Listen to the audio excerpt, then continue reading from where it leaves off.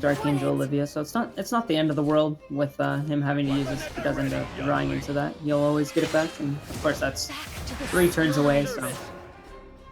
We're making a bit of a desperation 6-drop Geno play.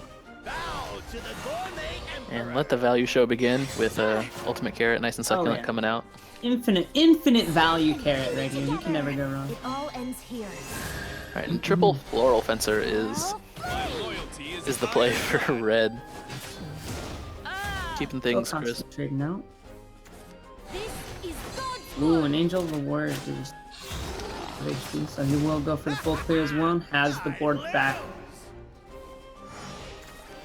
Themis's Decree. Oh, finds it on would the be last the draw. There it is. All right. Just the art they chose for Ultimate Carrot gets me every time. Oh yeah. A bit scary for such a goofy card. Not gonna. It's like, look at those teeth. Imagine that just biting you. So shapely. Ugh. Free stats for all involved.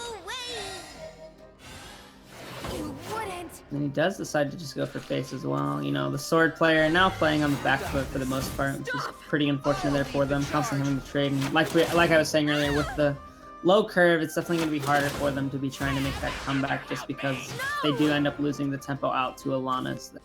There's really just no great way for them to be trying to make a comeback here. Only 4 damage done on turn 9 is not what you want to see from a leaning aggro deck, even though it is leaning towards mid-range or kind of in that middle there with how the deck wants to play. Alana having nothing to lose to keep this going, so gets an Albert to clear. But Odin will just happily say no. The classic Gengar Odin Carrot play. Oh yeah. We like to take what we like. You're done for. BM Evo on the Carrot just to keep it outside the range of Novice Trooper, I suppose. And the concede from red. Gengar takes the series 2-1. Alright, nicely done out there by Gengar. Really well done. Pretty patiently played, but yeah, just with sword. Red just kind of having a really hard time just constantly playing on the back foot with that early game. Lost his 1-1 to a 2-2 trade, lost his 2-2 to a 2-3 trade, and also ended up passing turn 2. So just the early game really not going in any sort of direction that he was for there. It's kind of the worst fear of aggro to lose, so it's all important 2 and 3 drops to you know, something that provides so much advantage to the opponent as well. Playing Alana's kind of is a weird deck. It's more or less a mid-range leaning control deck that just brings free stats. Yep. And nicely done. Of course, healing on top of that, any and all early chip damage is pretty much negated out of the deck, so more aggro-oriented lists will definitely struggle a lot more often than not in those type of situations. It's something I felt that Red would have a lot of trouble with, and that's why I almost wanted him to ban Haven at the beginning instead of Runecraft. Runecraft, while it can just take wins, it feels like well, of course, granted, he knew that it was Alana Haven, and he might have trouble with it, and thought he'd have a better chance of that than with Gengar's D-Shift deck. Most definitely. And so now a quick check of stats for those of you interested in trivia and the matchups we'll be seeing. Our most picked decks of the day, falling consistent with the results from yesterday. We have Runecraft being picked by 15 of our 16 players, exactly what you'd like to see, but thankfully 5 of them are playing D-Shift rather than Daria. So Daria being our most picked deck at 8. Simply 8 Daria decks. Some playing Flame Destroyer, some not, or playing more aggro featuring facing lists with multiple Demonic Strikes and Summon Ice Forms. And following Runecraft's super majority of picks, we have Swordcraft and Bloodcraft both at 8. So those being really popular choices, especially in combination with Rune, with 4 of our players, or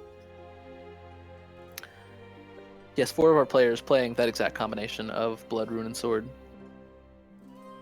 I believe the most popular pairing of the day as well is Rune and Sword with 8. Half of the players are playing both Rune and Swordcraft. Okay.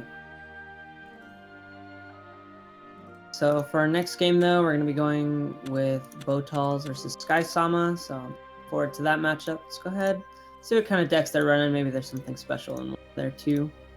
I'm definitely looking forward to hopefully seeing maybe some more of the less popular decks such as Shadow or Dragon, but who knows? You'll only have a little bit of luck in this matchup, Gummy, as only Boltals is playing Shadow, and his perfect. list Hopefully it's not features banned. 2, 4, 7, 8 Nepthys Shadow. So opting to use only the 3-cost spells. We've seen a lot of different variants, and Mofu and I had a good discussion yesterday about that Nepthys is probably the most difficult deck to build under the banner of one win condition.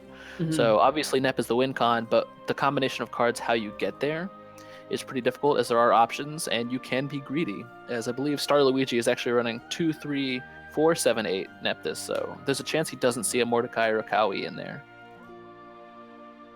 For the mid game of the 4 costs or the 3 costs. I would even go as far as saying that, like, you could say Nepthys is the win con, especially if you're building it around to pull out things like Mordecai, but in the long run, I really think Mordecai is probably just flat out the real win con of the deck. Sometimes even Nepthys can win without, Nepthys itself, because in some cases I've noticed that Mordecai just by himself is sometimes just the better play to just get him down guaranteed. It really depends, on how your deck is playing, but like, say if you've cleared the board, the enemy's board is just empty, it's turn 8, sometimes you might want to save that Nepthys for the turn 8 play. So in some scenarios, Mordecai is just better on the turn 8 play. It really does vary. It's situational as always. But he's pretty much the big stat figure, but you have to be really careful looking around decks like Havencraft, banish him outright, or any other decks that are running Odin, so it's definitely something to be watching for here. Sky Sama probably running in that sword and blood list is what I would be assuming. Looking at it right now, he's actually only running 1 Odin in each of those decks. Yeah, it seems Sky bringing, like you said, 1 Odin in blood and sword, so definitely has the counters, knowing that his first match would be against Botals. Definitely kind of rough there for him, so I'm pretty sure, Shadow would not really fear that all too much. He is only running 2 Mords, so maybe if he just doesn't draw into both of them or procs both of them, that'd be a bit unfortunate. So we'll see how it all does play out here and what decks they are going with. Looks like it will be blood for Boltals and blood for Sky Sama as well. There will be blood. There will be blood, and lots of it. So let's see here. Look at see if there's any sort of real differences between their 2 decks. So Botals only running a 1 of Bahamut, whereas Sky Sama is running 2. And then triple Odin actually though for Botals, as Sky Sama is only running 1. Is a 1 of random Blood Hungry Matriarch in Sky Sama's deck as well. It's probably just some sort of tech against Forest, I would say. Richie or would be after proud. decks in general. Alright, moving right along with the game plan, putting down Unica and into Vite next turn for Boltals. And Sky Sama, with his 2-drop, gets a chance to respond. So whether or not he goes for the Vampire's Kiss or Hungering Horde is the stuff of mysteries. Up to the Blood Pack to draw a couple more cards, get that nice, and will probably our best chance at a Pot of Greed in this game. Please, no. And it's like, probably just goes ahead, drops down the Vite here. No reason not to. Has the board, and just getting the board early on in this control matchup could be pretty big too, just because if you can get enough minions on the board without putting them into Vengeance range, it could be a pretty big deal sometimes, just because you can get a big burst of damage just out of nowhere and just kind of finish off your opponent. It also makes your opponent a little less wanting to use things like Dire Bond, kind of depending on what's in their hand.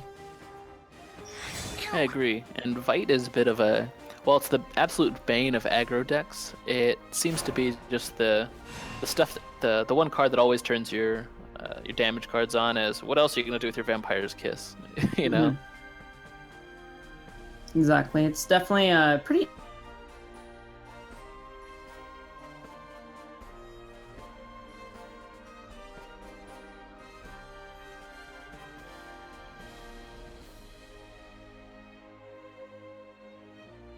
just because it is such a valuable card.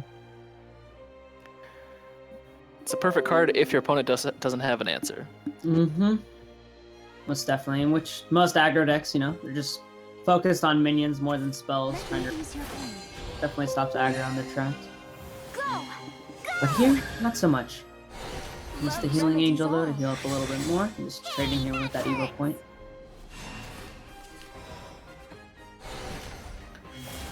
Alright, Boltafell's opting to get his card draw engine online while also managing to use Hungry Horde to clear off the board without using one of his 2 valuable evo points. Mm-hmm. Yeah, Hungering Horde, it's definitely an amazing removal card. Just, you know, it's so cheap to just deal 3 damage just straight out, and not to mention, it just removes anything with the same. It's definitely a surprising card. I feel like a lot of people probably weren't expecting it to be the best card, but it definitely sees a lot more play than I think most people would expect. It's such an interesting card that they gave it that secondary effect of being able to clear out anything that isn't quite like it, or anything that shares the same name. Yep, just 2 mana for 3 damage. It's just good, like, overall by itself, I would say. But then the fact that it can deal more damage, so things that just pumping out fairies or things like zombies, definitely a pretty big counter card to those effects. And that was probably its purpose in design, was making sure that no deck can run away with spawning any sort of easy and valuable token like fairies or zombies, as you said. Mm-hmm. Alright, so right here, hand looking pretty full about now. He wants to play at least 2 cards just so he doesn't end up overdrawing next turn. Or actually, I believe it'll disappear before next turn anyways. Doesn't really matter all too much. Chooses to pass, actually, here, leaving the Wardrobe Raider up. Now Sky Summon with the choice to either Evo the Wardrobe Raider for the free removal and get that 4 face damage. Shows us Vampire's Kiss to clear 1 Unica and does opt to get that free 2 damage on the Unica. It's a free 4 damage to face as well. We should anything else for 5. Does just go ahead, drop down the Bite. And so this is kind of that scenario that we were talking about earlier too, where, you know, you kind of have the board, your opponent's somewhat lower on HP, and that's 7 damage, potentially 5. Does just choose to Heart Revelation this since he's finally at 8. Nicely done, but that could have been a total of, what was that, 4, 5, so that would be like 9 damage. And that can drop your opponent potentially pretty low, and not a whole lot of healing effects aside from those Temptress Vampires sitting here for Botals. Botal's probably wishing he's playing the Bahamut Lemil's Way combo, but not to be had in this deck. I keep mentioning it only because I think it's so funny. Does just go for the straight face damage here though, so Temptress Vampire actually not going to be able to just clear that out by himself. So he does just choose to just get it off the face, and then just probably evolve into trade here. I could have seen an argument for Odin, but probably want to save that for the much larger threats coming later. As evoing something here doesn't guarantee that removal. Yeah, of course. And he has 2 evolution points, hasn't used 1 yet, so it's definitely fine that he used. There's no reason not to. His opponent's already used all 3 of his, so definitely gonna have somewhat small advantage there. And so Boltal's looking at his options here. He's got quite a few of them in Wardrobe Raider. Opts to play the Iceblade Warfiend to draw a card. And we'll probably play Fight as well just to get that out of his hand. Finds another Iceblade Warfiend in case he needs to clear out anything else that's kind of dinky. Alright, so then answering back though, this looks like it's going to be a relatively long game, but maybe not because the Prince of Darkness is dropped to the field. I definitely see an argument for going directly into Queen Vampire this turn and making sure that no funny business happens, but Temptress Vampire is an attractive option, and he is very close to He actually does closing out the game. Trade here. So he's not looking to do any sort of face race. I was thinking he could evolve to go for face damage, that would drop his opponent down to 2 HP, but odds are maybe his opponent's holding something like Diabolic Drain in hand, and it wouldn't really matter anyways. So we'll see what he draws off of the top of the deck here too. Unless he's just going to be playing from what he had out of his hand on the previous turns. And Business Damnation is definitely not a card you want to have come off first. Diabolic Drain? He does have the 1-cost Diabolic Drain, but from the Apocalypse deck, Business Damnation also is very free 7 health with the 7 damage accompanying. Does just choose to clear out the whole board as well. Really nicely done there. And then the Silent Rider coming in, dealing 8 damage. And now we have the case of I needed more cards, or I needed more mana. So Ops to Odin, try and control the situation as another powerful card will be coming off the top next turn. And it's almost sad when you face an opponent playing Prince of Darkness and you just hope for Servant of Darkness so you can just get out from under all of this sudden, all the Silent Riders and Diz's Damnations. This whole board's gone now, and I definitely think that Sky Sama here has a pretty large advantage. I have Bahamut coming down as well. Clearing down the board, that has to get Odin. There's no other real way to remove it for him here. Unfortunately. That's the thing about Odin is he's a really nice card for some scenarios, but sometimes when it gets to this point and you're dealing against Prince of Darkness, your opponent's constantly drawing value, Odin just really can't stand up to it sometimes, just simply because you're having to deal with such large minions coming out every turn, and he only removes one thing, and usually when you play Odin, you kind of commit your whole turn to playing against him. So, look at that, there's the third Odin coming in right on time to try to save him. But we'll see if it'll be enough. Yeah, that is the problem, is sometimes Odin can be absolutely backbreaking to some decks like Path to Purgatory, Forest, or Seraph/Lana Haven, but here, where powerful cards are coming off the top of the deck every turn, it seems like too little too late for someone trying to use Odin to stay in this game. A little bit of a respite, as he can either go for Iceblade Warfiend to clear out the Queen Vampire, kill out the Temptress Vampire, playing Queen Vampire to put a couple wards on the board so it doesn't die immediately. Ups to Rev. Why? He is at Vengeance, so he can also play Queen Vampire on a clean board to keep Silent Rider off of him, or anything else that'll come down. He needs to be a bit wary though, because I believe now there should be 4 cards, I believe, drawn out of the Apocalypse deck at this point. It's 3 or 4. Something to be really careful of. I'm kind of curious to know what the other card is that he's kept out of his normal deck. Let's see what it is. But what would be the worst case here? I believe just Disses is probably the worst thing he doesn't want to see, just because that's healing and damage, right? Silent Rider would be kind of big too. Astaroths. Okay, so he does just choose to go for the Astaroths here since it was drawn. The fact that all Prince of Darkness cards are animated, if your Prince of Darkness is animated, is fantastic. But now, many of his cards rendered useless, and hoping that only Silent Rider is what's left, as he now gets his own Prince of Darkness. Yeah, this is kind of baking on no Disses being available, and if Diss is here in hand, then that's the game. Oh, he says thank you. So looks like that'll be Diz's Damnation. Yep. Slams in. Sky Summon takes game 1 with his Control Blood. Really unfortunate there. Just getting so early into the Prince of Darkness, pretty much almost on curve, just allows him to just outright win the game there. I mean, when they say the Apocalypse deck is just a deck of powerful cards, they are not playing around. Alright, so then that means Sky Sama is going to have to be running a different list. I'm not exactly sure which deck was banned. Probably just go ahead and say it was probably the Rune deck. It was Daria, so well, if you want that element of surprise out of there, that would be what I would pick.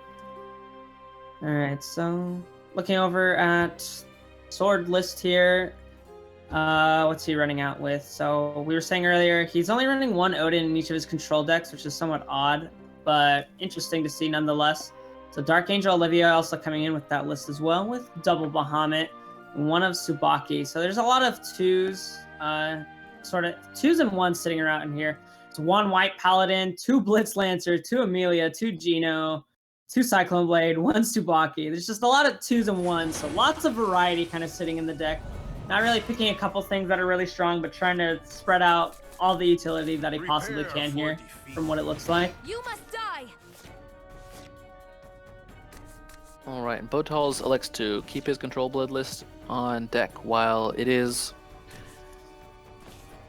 Sky Sama's Control Sword that we will be seeing.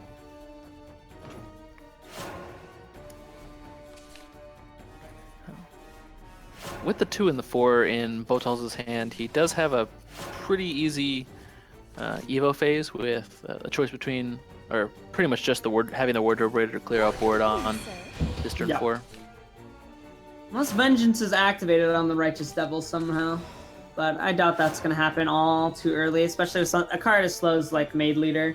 Maid Leader, you're kind of just searching for cards. You're not really looking to do anything all too fast. Just kind of trying to stack up toward the later game with that card. Hungering Horde, though, to clear out the Paladin. Not going to let that sit on the field for too much longer. Swords turn 4. Playing Geno, so not the most valuable trade for Wardrobe Raider, but does still manage to clear the board if he does elect to go for it. He can also play Hungering Horde into Unica if he wants to. It's just something else to do. Also the value Evo. Yeah, I think just playing turn 4 Evo is just, it's always pretty good to just do. It's never the wrong choice, I would say, just because you have the extra evolution point. You pretty much almost always take back the board, so it's definitely something to be not overly hesitant about, unless you really think you have enough cards to carry you in the late game.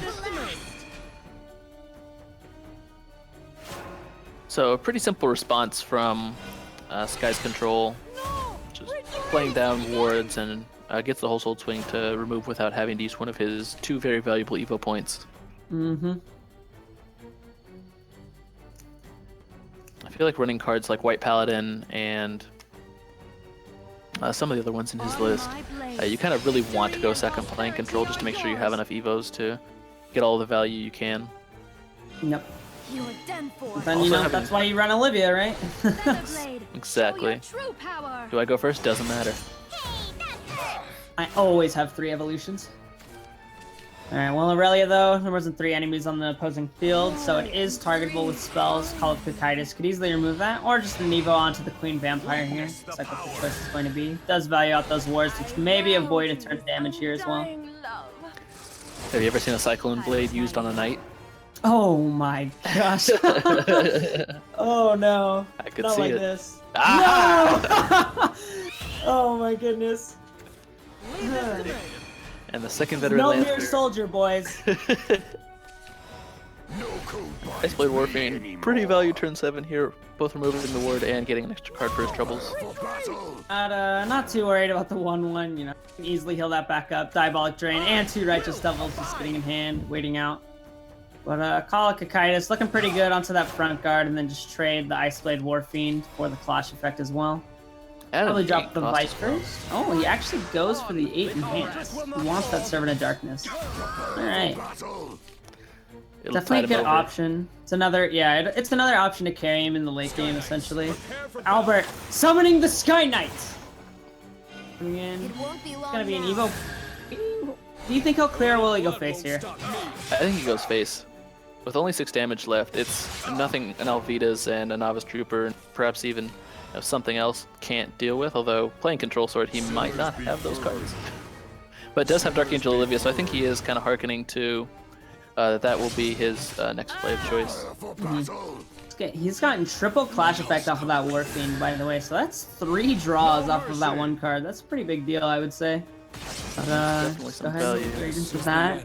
And that's just going right away, thanks to Bane.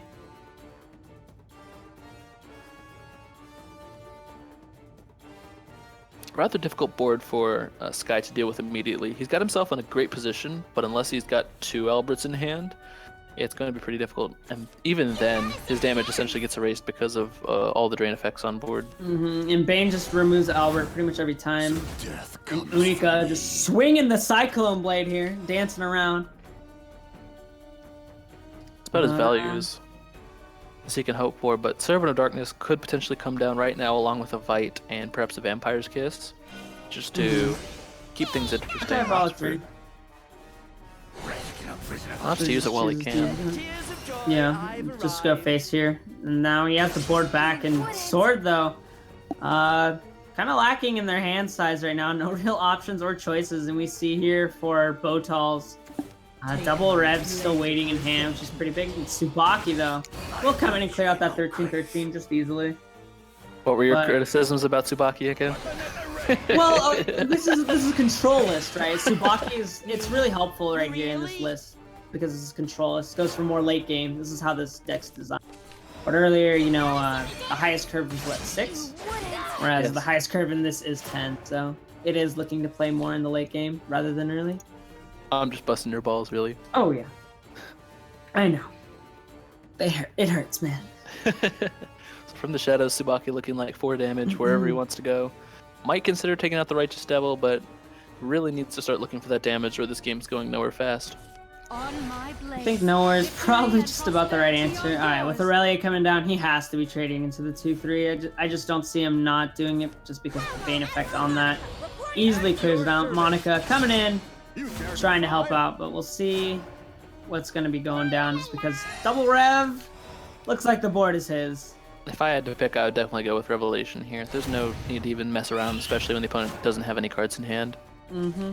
You can easily keep removing everything. You know, Goblin Mount can come down, sort of save him. Unica getting just dropped, and this is dead outright. You know, drop down the Goblin Mount, has a giant ward, and can just slowly start taking the board back as he pleases. And turn 14 with Blood at full health and a giant ward on board. Not looking great for Sky-sama. Can't even clear the Goblin Mount. Albert's such a weak card. Poor Sky Knight that couldn't. So this is the end. Alright, and the slow grind out begins for the Control Blood player. Does find the Alvida's command. He needed quite a few turns ago to make this happen. But with every card in this Control Blood list either completely removing something or gaining life while doing damage, it's just not easy. Clears it immediately. Free Wardrobe Raider. Just go for more face damage, and that's lethal on the board. I should have foreseen this. And that's the game. And the concede from Sky-sama, both Control Bloods picking up a win. Yep, just no real answers there. Back Sword trying to finish it out aggressively before all the healing comes down, but just not going to really work out there. Albert, you know, was looking to potentially seem pretty strong for the most part, but it just really didn't do that much. It got him that nice 10 face damage, but in the end, even 10 face damage just wasn't enough to deal with all the healing coming out of blood. So really difficult there for them in the long run. So we'll see what Botals is going to be running with now. I wasn't actually sure what was banned from him, so it looks like Shadow was the banned deck, so he's going to be running with Haven list here. This is going to end up being Statuated Seraph here as the win con as well. No Guardian Sun involved, no Prince of Darkness. They're just trying to win out with that as the win con. But Sky-sama, as we were saying earlier, only has one Odin, so Seraph definitely going to be kind of running away with this game if he doesn't draw into that answer as soon as possible. And with the 2 Seraphs coming out of Boltal's deck, it is going to be pretty difficult if both can come down. But the fact that he would have to use turn 8 and turn 9 to play his Seraphs doesn't speak well for his life total at that point in time. So even though just the fact that Odin is in the game at all makes absolutely sure this game is not free for Botals. Oh yeah. Most definitely. Who knows? Like, even though it might sound kind of weird, if let's say Sky-sama even started with the Odin in hand, if he's looking at the deck list, he might have even opted to just keep it in starting hand just because, you know, it's so valuable in this game, right? It's your opponent's win con. You're not really going to lose to the board against something like Haven. You don't really need it all too early. So just, if you did get an early Odin, it's probably just almost a snap keep just to make sure that you don't lose out to the one win con that Seraph is actually trying to roll with here. And what an option for Botals, having the option of going full Beast Call Aria. If he really wanted to, it is possible. Taking some early damage from this highly valued Veteran Lancer. This will be his 3rd attack. While Botals has been trying to keep the larger dudes off of him like Blitz Lancer and the Amelia we just saw. Yeah, and of course, you know, Radiant Angel and Healing Prayer though, just going to keep him back up to HP. It's already 5 HP to be healing back right there, let alone whatever else he's going to be drawing out of his deck. Of course, no Seraph in hand, and Healing Prayer being one of the few things that will take some of the ticks for the countdown off that amulet as well. So he definitely wants to keep that for as long as possible, but if he does get too low here, he may just be forced to use that a bit earlier than he wants to. Also running Monastic Holy Water, which is not something along with the dance that I see it. So I'm very interested in his choices, but opts not to play the Ancient Lion Spirit, and will instead just take the value trades with Tiger and his Falcon. Or is it an Eagle? Should have got a Falcon. Same thing. Might as well be. Take my blade of resentment. Alright, so it's Tsubaki though, coming on down. Just gonna remove that for free. He does actually just choose to evolve it to clear out here as well. So Tsubaki, sadly, will end up getting that debuff here as well. So we'll end up dying here in the future. Unfortunately, there it goes. And the 1F Dame is definitely putting in the work it needs to do. Mm-hmm. Kind of teetering on the edge of a potentially dangerous situation at 13 life. Still does not find the Seraph, even after one Sacred Plate and the Prison Priestess. Look at his amulets. Look at his board. Wants you to see this. All of his amulets and their glory. Healing Prayer actually looking relatively good here though. You know, yeah, and obviously the Sky Summon here. He's a little cautious of what creatures he is playing. Probably only going to be dropping this Maid Leader due to the Tribunal going off next turn. Healing Prayer just gets so much value here, even if he does choose to use it a bit early. It is pretty interesting that this game doesn't tell you when cards search or create other cards. Mm-hmm. So I do appreciate that there is still the possibility of a Seraph in Botel's hand. Although, will he just simply let the Maid Leader die to Tribunal here, or will he take a 50-50? I think he'll let it die. There's no reason for him to be really waiting out, I'd say. Taking the 50-50 is a little risky. He does get the extra Gelt now, but in every case, though, you don't use the evo point here to trade then. What you're going for? You lost the 50-50. Unfortunate indeed. Right, has the Radiance Angel plans to lose one of the two dudes coming off of Beast Call Aria here in a minute still, despite drawing through almost half his deck, can't find the first of his two Seraphs. Alright, so Radiance Angel though on the field, and just so many amulets just kind of cluttering up the board here for him. Proccing off that Healing Prayer as well means Beast Call wouldn't even summon everything, so it's kind of unfortunate. If his board does stay like this, I believe he loses the Tiger because the Falcon is summoned first. I want to say that's correct. But it's a pretty good insurance policy of either not taking any additional damage. Really coming down.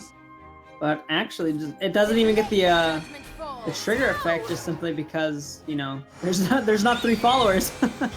Oh, yep, see, there goes the Tiger. So then these two wards standing in the way. Falcon is going to be trading in there immediately. But then the Radiance Angel and the Prison Priestess would both have to trade in just to kill Aurelia.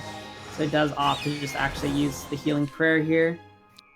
Still not finding that Seraph that he's needed so long here. On his third Sacred Plea as well. Thankfully, two Prison Priests still in the deck, and with two Tribunals and three Beast Call Arias out already. It looks like he'll be seeing it fairly soon. Actually trades the burden there. Values the 1 HP out on that Radiance Angel.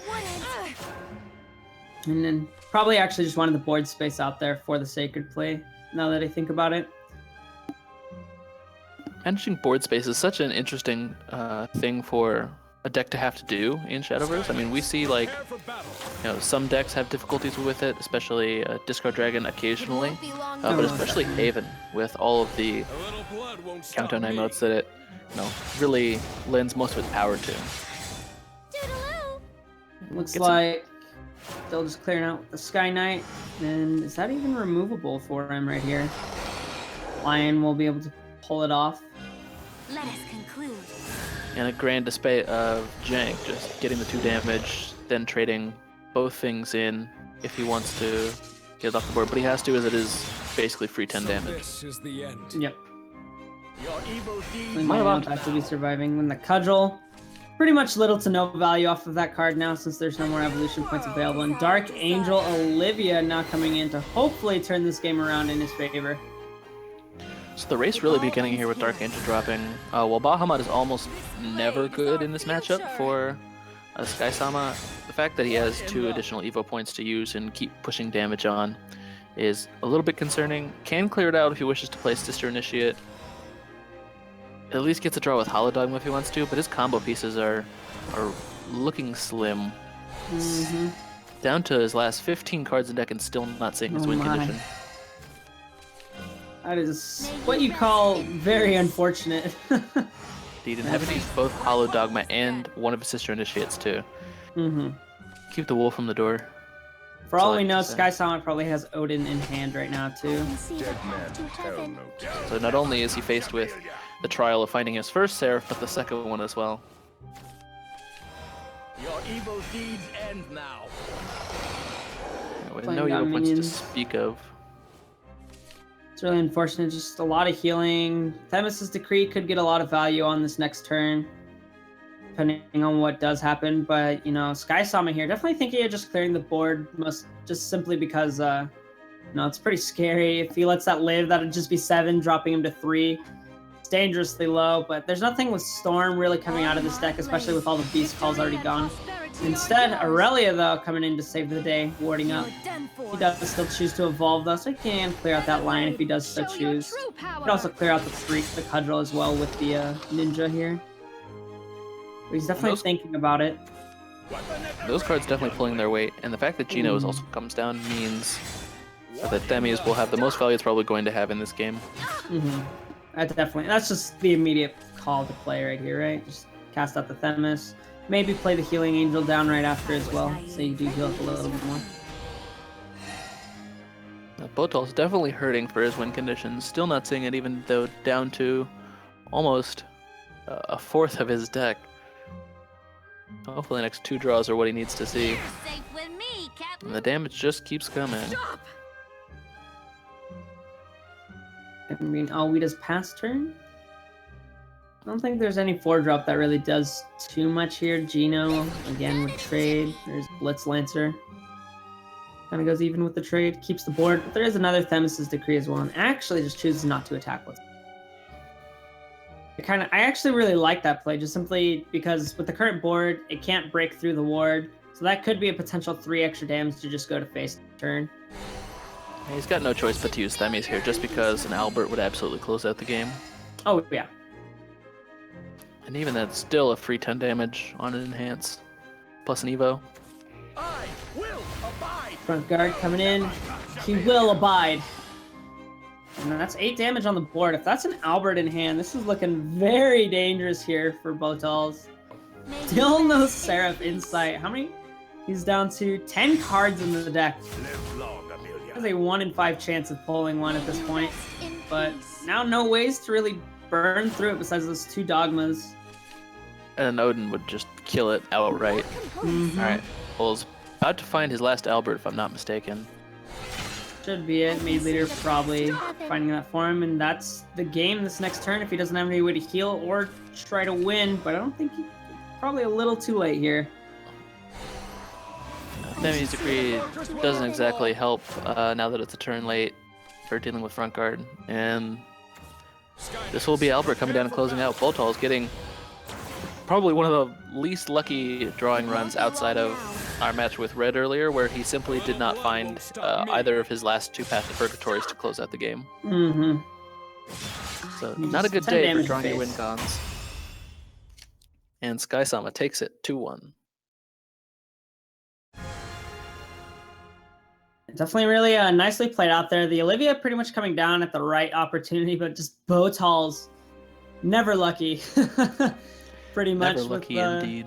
those Seraphs, both of them being near the very bottom of his decks, having to wait so long and using so many of those Prox 4 amulets so early on, so not really ever being able to find it. And of course, Prison Priestess never giving it to him either, so could not find his win con soon enough in order to close out the game. It's really unfortunate that they saw almost every combo piece except the one that actually matters. It's really big. With this new tournament format too, I definitely think that Sword is kind of on the rise with people playing it. Half our players have brought it, and it was one of the top 3 picked decks of or crafts of the tournament. Yeah, that's the really big thing, is that I feel the thing is like Sword, I feel like Sword pretty much always gets to get played, just simply because if you're bringing something like Rune or Forest or just some other, like maybe even like Haven if you're against like a Shadow player or something, other decks are usually just taking the ban out because so many people are playing control. If you're playing something like D-Shift with Rune, then it's pretty much almost always banned. In like Sword, it always gets played, right? Like I feel like no one's really banning Sword all too often, which is something to be keeping in mind. So it's pretty much a guaranteed control list that these players are being able to play.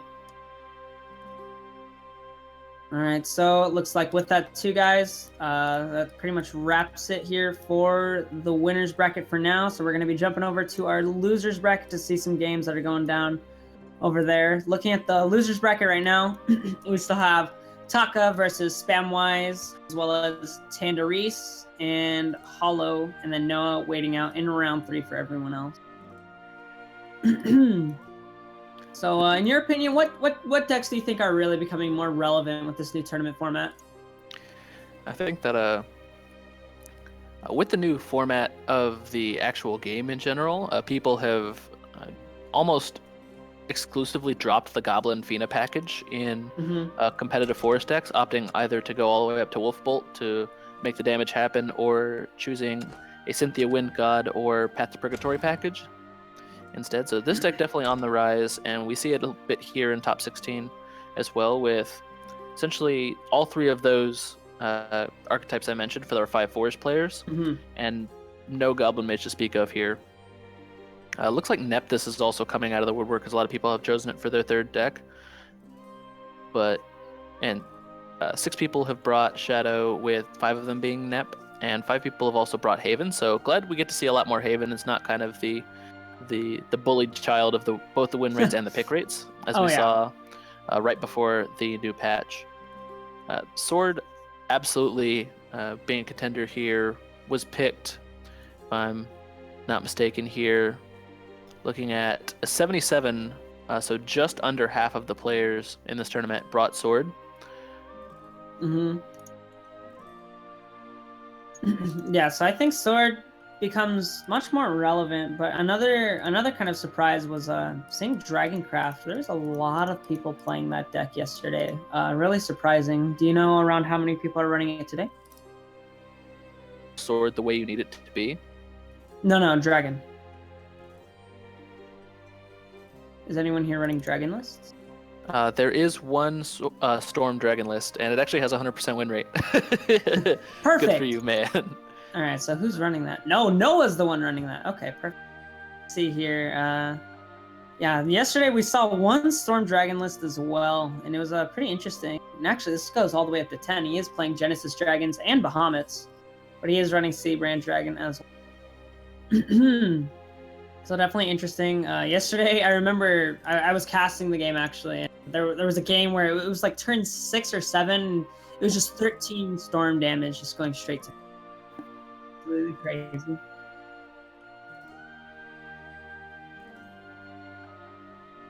All right, so I guess we are going to be watching Botals versus Hollow for our first losers bracket match today.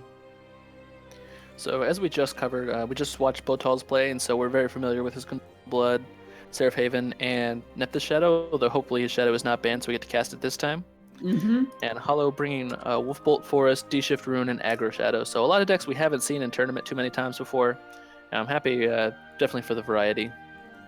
All right, let's see. Looking over at Hollow's deck list, see if there's anything special or just kind of random in these decks. Looks like he's running a one of Pegasus Elf in his Forest deck actually here. Definitely a pretty nice card, I'd say. So interesting to just have a one of in there. Can throw off your opponent sometimes. Yeah, it is an easy removal, and you definitely want the body to stay there and help you through the turns. Also playing 2 Verdant Stewards, so that along with the 2 Colchicitis is something that we haven't seen too many times. So those are pretty new when I look at these lists. But there are, of course, some mainstays like Triple Will of the Forest and 2 Fairy Beast. Just sort of a slower list is what I would say is what he's looking at here. Trying to make sure that the win con most definitely is Silver Ball. He has Triple Wolf and Triple Bolt as well, so that's pretty much where he's looking to do the primary focus of damage, I'd say. Yeah, typically I see a little bit lighter of a top end with only 2 of each Bolt and Wolf, so Hopefully he does get that off if he's just jamming on pure consistency here. Oh yeah. And then the aggro shadow list as well. Looks pretty standard. Running triple demonic strike actually. Somewhat different, not too different, but it's always good in aggro lists is what I would say. But it is the Reaper format as well, so Shadow Reaper is what he's looking to get as much value as possible here, and only running a 1 of soul conversion. There's actually no Attendant of Knights, so he's not planning on Attendant of Night Erd combo. I'm wondering about this Dance of Death Demonic Strike both at 3 combo here. I feel like that's the stuff that bricks are made of. Playing kind of a more, coming from a more aggressive. Even Dairy Rune list where people like to run Dance of Death and Demonic Strike at 2 to 3 each.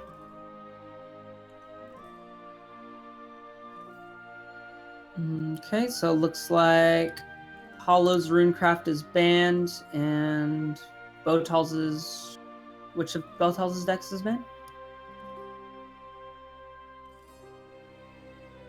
Did you get that, DBG? All right, so Haven was banned out. Okay, thought I heard Rune twice. All right, so then that'd be Haven's out, so that'll leave us with both Shadow decks being available. And our infamous Forest deck. So heading into game soon as Botals has now joined the room. And we'll be watching Hollow on the bottom, Botals on the top. I'll be getting into the game in just one moment.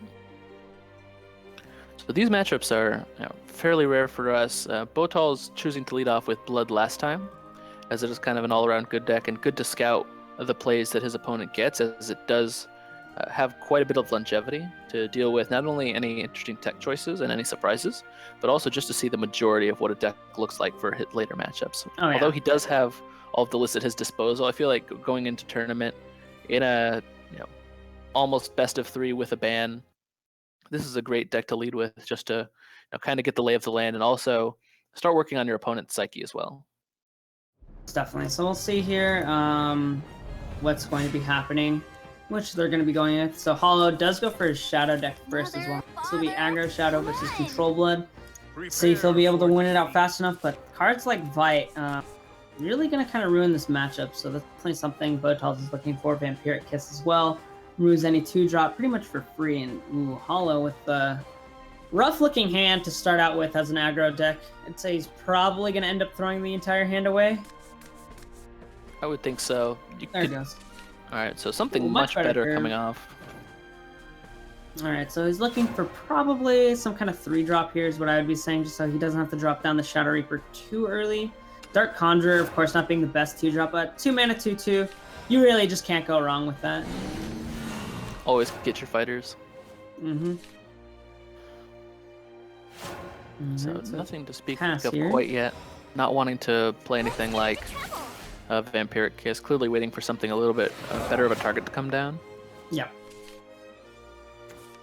See what he goes with here. Vite, as I was saying earlier, it will just be the answer. It's kind of just the best play. I don't really think he can go wrong with that play there. So having a bit of a choice between something like Lesser Mummy or Unica, probably wishes he can get his Shadow Reaper down on turn 4 with dealing with as little as possible, but he really needs to get Vite off the board right now to prevent Skull Beast from being traded with.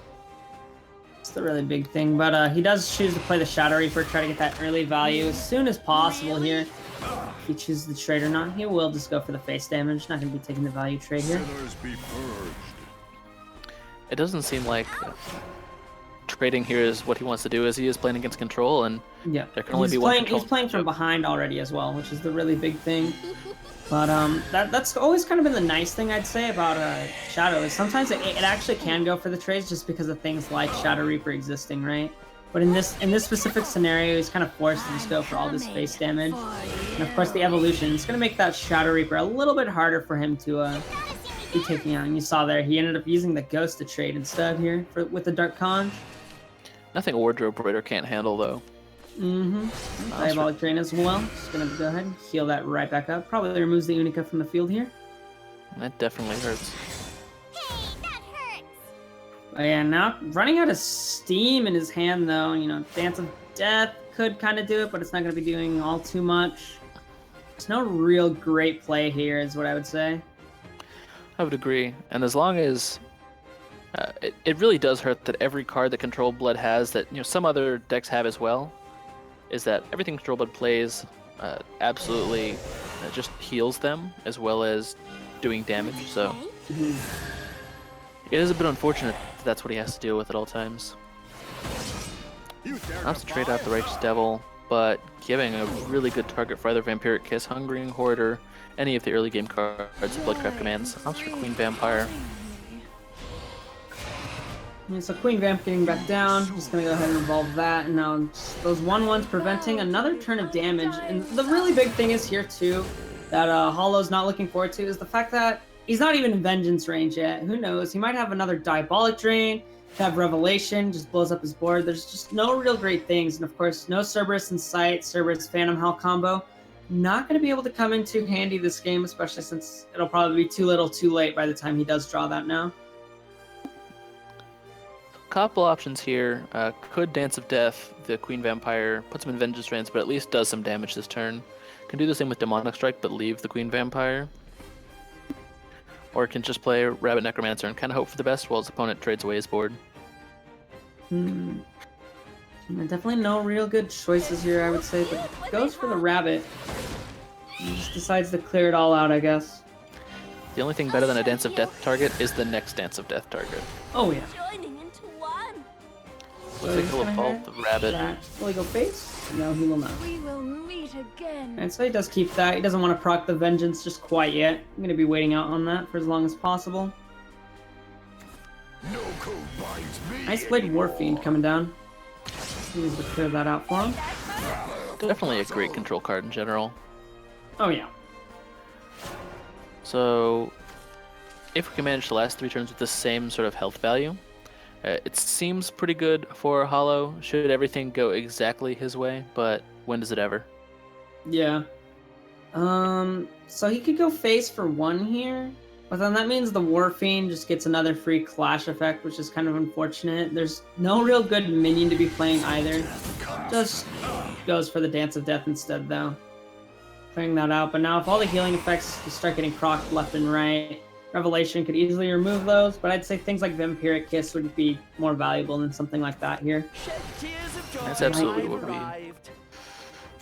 Vite posing a little bit of a problem with the Hungering Horde coming down as well. Still not needing to play anything like Revelation. It looks like the Demonic Strike will have to be donated to the Vite instead of killing the opponent. Free Clash effect here as well. Vite's best use is against aggro, and it seems he's found his. There's a Cerberus. So that'll just get dropped down. So definitely, Botals here needs to find that sort of healing effect. Otherwise, it's just going to get way too low here. Now that's going to be potential 10 damage out of hand. And, 3 to just kind of deal with the Vite. Heals back up though. Temptress Vampire absolutely just shutting the door on that play in general. Oh yeah. And it's a long journey up. Kind of force the Demonic Strike out that Vite, otherwise it's going to just be getting so much more value here.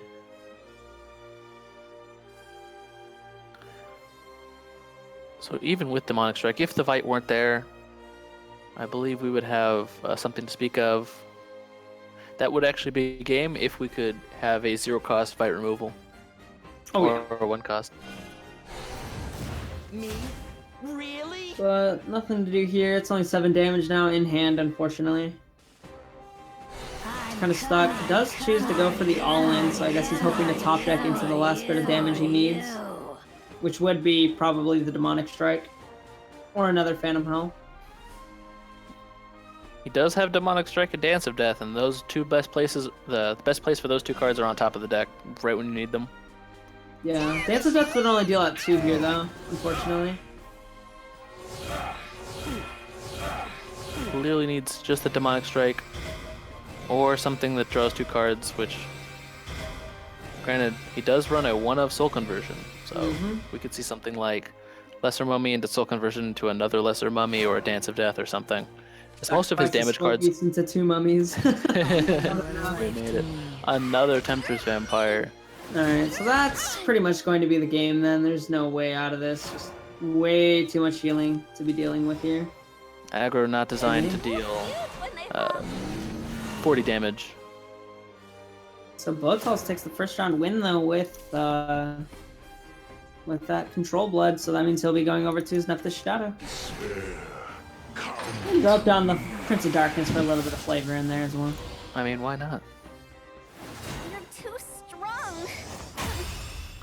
But won't be mincing any words and taking any chances. Closes out the game with animated Temptress Vampire, and just to show off just a tiny bit. And we'll be moving on. The question is, does Hollow stick with his aggro shadow into a Nephthys Shadow? It seems like he could have a chance with that, especially as most of the power comes from turn 7 and onwards. Mm-hmm. I definitely think he'll probably stick with it just because I don't know if Forest would really be able to deal with it that much better, especially since it's not running things like Odin's to try to remove out, Mordecai's, things of that sort. So try to get an early win as soon as possible, just because I think that's where Nephthys really, struggles. It's just it's early game, right? It's early game isn't really the greatest for control decks. Most control decks just don't really have great early game, right? But I feel like Nephthys is maybe even more lacking because their only real great early card, I would say, would be something like Unica for a 2-drop that kind of forces trades a little more early than players would want. Things like Sword will have like Veteran Lancer plus Unica. They also have Maid Leader for later search, or Blood would have like Vite or Unica itself. They just kind of have more options, whereas I'd say Shadow really only has Unica to force out early trades. Things like Corpse might give you value, but you need ways to be stacking that as soon as possible, and that's relying on another card in your deck. That's true, and that's not something we can really call early game. So definitely a more even matchup for Hollow coming in here. And something he can either slip under or be lifed out of the game by something like Kawi, or just beaten down by Mordecai. Mordecai himself making an appearance here. So getting straight into game. Has some options here. Can either keep the Skeleton Knight or toss it away. Demonic Strike's definitely out of here. Ooh, Finds a early Lincoln. Phantom Hell as well. That's a dead turn 4, I would say, right there for a play. Phantom Hell, typically you don't have enough shadows by turn 4 to really be using it efficiently. Get into trouble. Finds the Cerberus though, and that's absolutely what he wants to see. Looking for a turn 6 win if he can get it. Best draw would probably be another 2-drop to go with the Shadow Reaper here. Skeleton Knight's not terrible. It forces an early trade out from the Nephthys deck, so that's definitely going to be going in. And he gets the extra 1/1 as well. And if the 2-drop comes now, this could be pretty good. But the Undying Resentment, going to remove the other 2/2 as well. Okay, so Cold Beast will have to do. Not going to be able to drop down that Shadow Reaper, so it's going to be struggling a little bit to try to get as much value as he possibly can from that. But Tempest clearing out the board once again. Time to go a little So, wild. easy path to Cerberus here. That was almost a Final Fantasy game. Chooses to Evo the Skull Beast just for damage. Really looking to get in as much as possible as he looks for that magic 9 number. So we see here too, the Shadow stack up for Botol is actually not looking really that great. Double Bell Ringer, try to buy himself some more time, try to trade out into that Skeleton as well. But kind of struggling here. Doesn't have enough shadows to proc anything like Death's Breath all too soon, so he's not going to be able to get that off next turn. So maybe he's going to have another card that can deal with that a little more efficiently. But I think this is the turn where Shadow Reaper may just come into play. I think this is about when we want to see it, along with some goblins, just to be able to trade and get over some potential wards. It's kind of a rough call too, because so he drops the Shadow Reaper, but even dropping this down, it does have potential to die. You know, we did see the Foul Tempest. Foul Tempest would just kill Shadow Reaper. It wouldn't be able to get buffed in time, unfortunately. It's kind of a big deal here for him. He does choose to use that Coco as well with the Evolve for the damage boost. So right here, this is the turn that pretty much makes or breaks the game. So we'll see if Botals has an answer. I mean, Foul Tempest isn't quite enough. Plays a Bell Ringer. Needs more than that. Necro Assassin. What would that clear for him? What would be helpful here? It doesn't remove any damage from the board at all with the Shadow Reaper ability. So that's the game there then. I'm only getting stronger. I would say. The world quiet. Nothing more for Trades Botol and to do here. Serb. Yep, with 6 exact even on the, or 7 exact on the field, I should say. And gets that turn 7 or turn 6 victory he was looking for. Not going to play around. Gets the compliment from Mordecai, and Hollow taking game 2 as he needed to with his aggro shadow list. Moving on to his Wolfbolt Forest against Inept the Shadow. So not a matchup we see very often. Give me your impression, since we know that Botals is running 2-4-7-8 and choosing to only use the Foul Tempests and Death Brands to round out his 3 curve. I think the big thing, Hollow here can manage to get a really big early board and kind of avoid Foul Tempest. That could kind of swing it around. The thing is when it gets to the late game, it may be a bit harder for Hollow to be winning here, just because Silverbolt, typically, it doesn't always land the killing blow. You know, things like Roach will usually try to for you or some other way. It's not always just Bolt. And he's not going to be able to rely on that all too much. And if things like Death's Breath start coming down, it's going to be really hard to turn around, especially with healing coming out from cards like Kawi. So we'll see if he's going to be able to pull off the win here. It's definitely going to be interesting to see how both players do go at it. It's because if at the end game, let's say if Botals is still at 20 HP, it's going to be really hard to finish him off, just because there's going to be a Mordecai on the field, maybe some wards, and just no real great way to break through that as Forest here. So early game, both players looking to get to late game or the turns 8-9 as soon as possible, just to make sure they have their win condition. Until then, it's a fairly piddly game as Shadow looks to get some shadows, to keep their stuff alive and make sure their cards are active.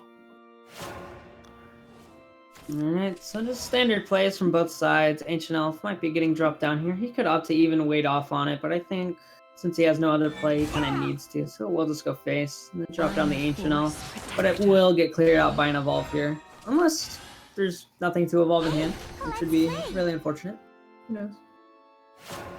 Just on that fairy once again.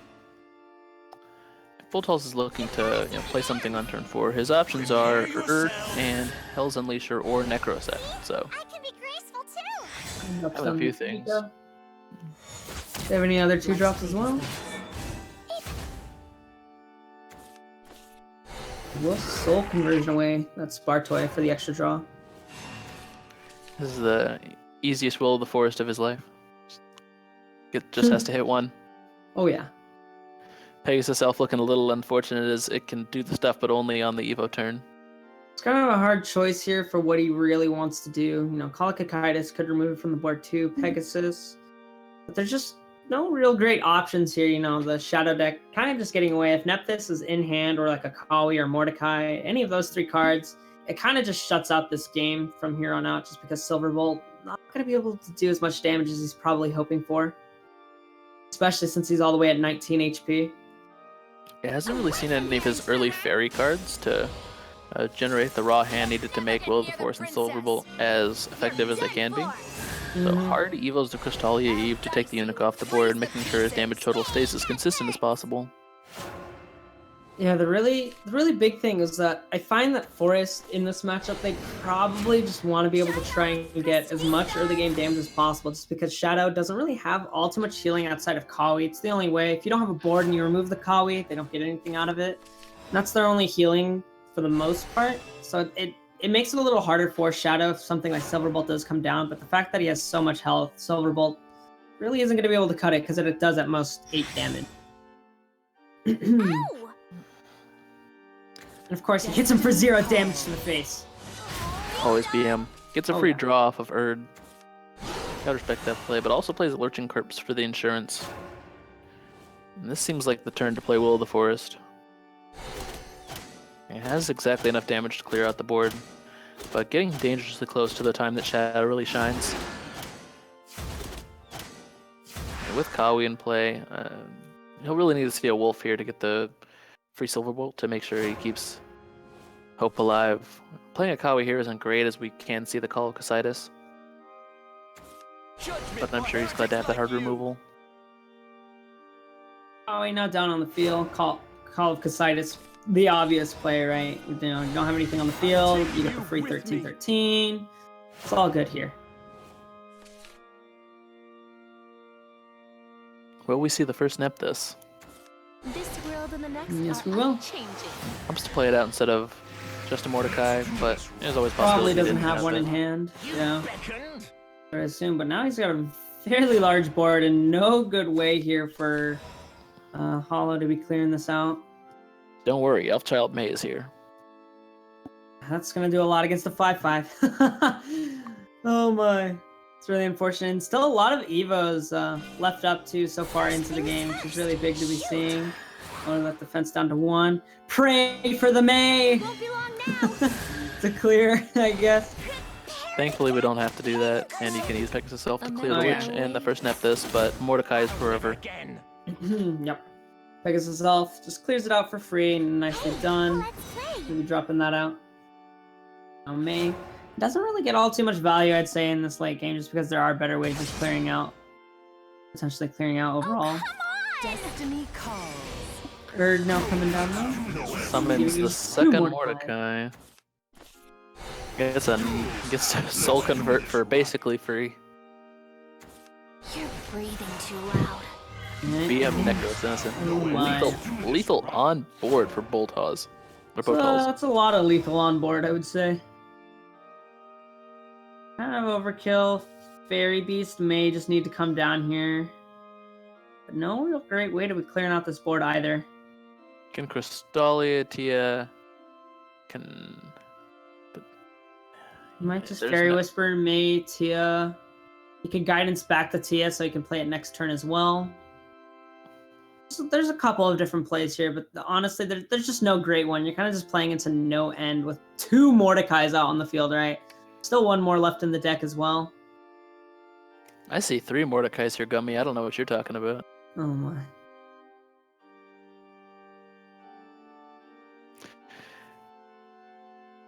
Hollow definitely just considering his options, and seeing what he can see here. Scored a nice victory on Aggro Shadow against the same deck, but against double Mordecai on turn 9, it's not exactly what he wants to see. So he does go for the Fairy Beast play instead. Just gonna Nature's Guidance that back to buy himself another. Gets a nice ward for his troubles, and that'll keep the Mordecais off of him. This isn't a duel he wants to take at the moment. Could just choose to throw the 3/3 in as well, because that still lives, right?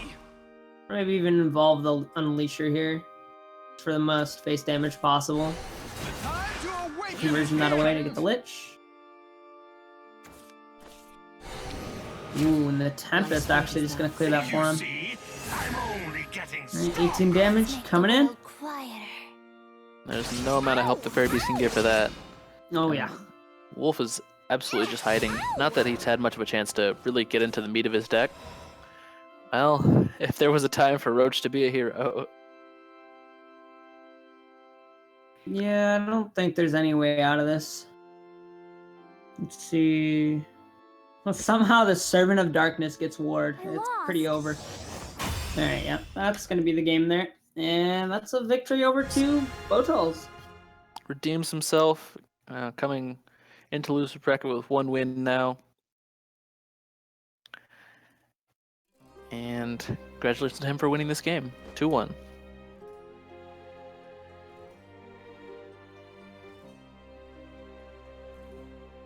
Alright, so that means Nephthys does manage to take out the win there, so just kind of pretty much going according to plan.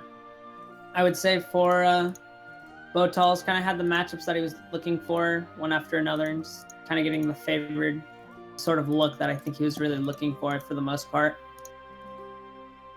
And Boltall's running a pretty interesting list here.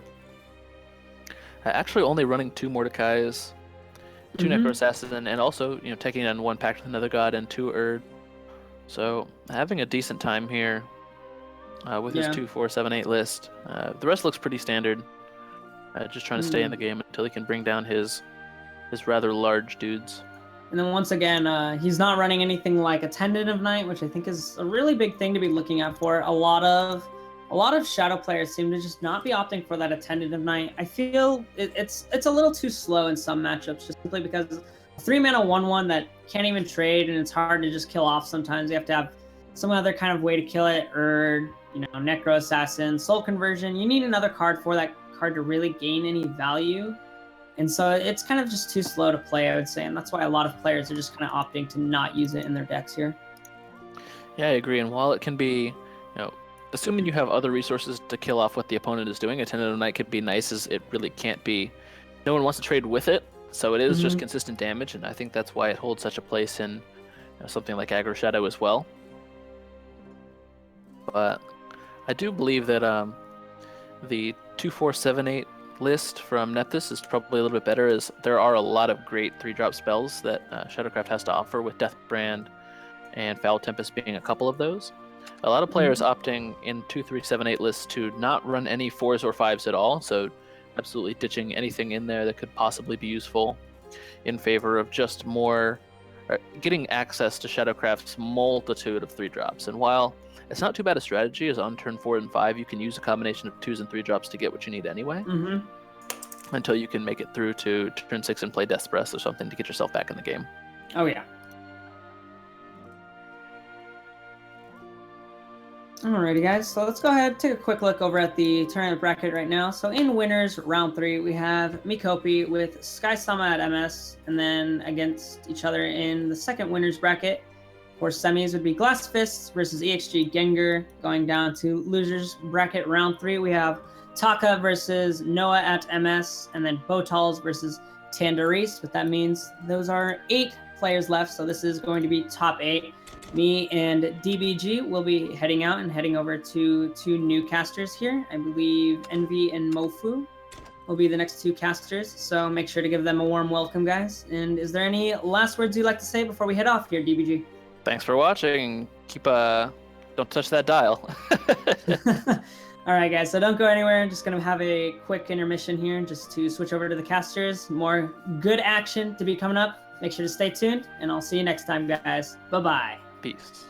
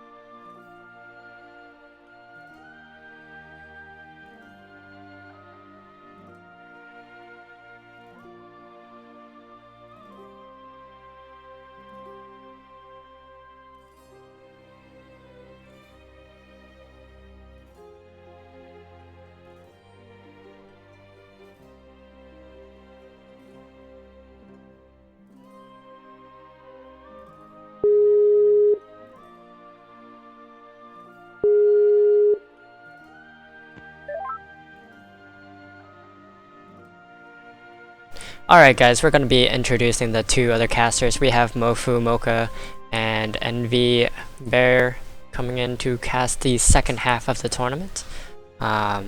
We'll be right back very shortly after we set everything up.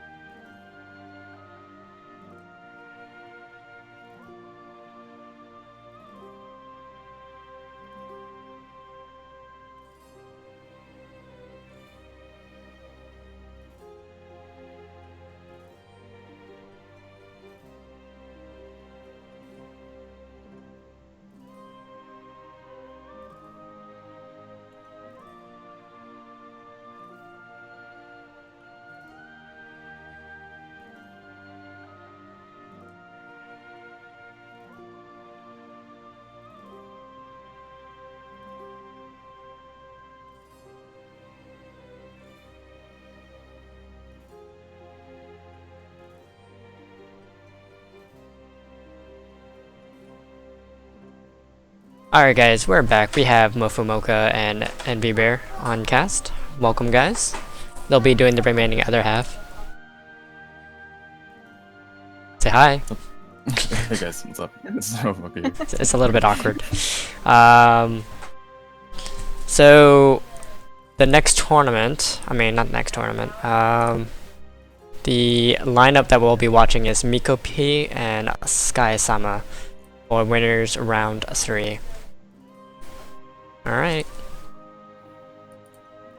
So if you can, Mofu Mocha can lead us to what the deck list that these two are playing, and we'll start with the match. So Mopi is coming in with really aggressive lists. He's got aggro blood with as much uninteractive damage stuffed in here as possible, running a playset of blood-fed flower bed, if I can ever pronounce that correctly, mini soul devils, and just 3 copies of Dance of Death and Demonic Strike. He's also running aggro sword, also with 3 copies of Demonic Strike and 3 copies of Dance of Death, so fit him with the same strategy there. And his Daria rune is not the kind of list that cares about its face. It doesn't run summon ice forms or anything like that, but runs a Dance of Death and full playset of piercing runes and 2 Demonic Strikes. Sky-sama, on the other hand, his lists are looking a bit on the slower side. He's also running Daria rune, but this has some summon ice forms in there for some security. And on the side he's got Control Blood and Control Sword.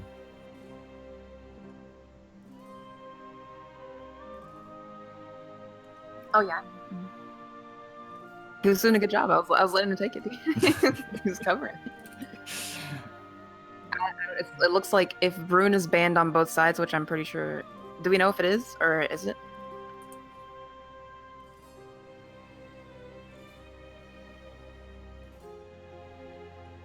Oh. Sword is banned? Okay. No, Mopi's sword is banned. Hmm. Alright.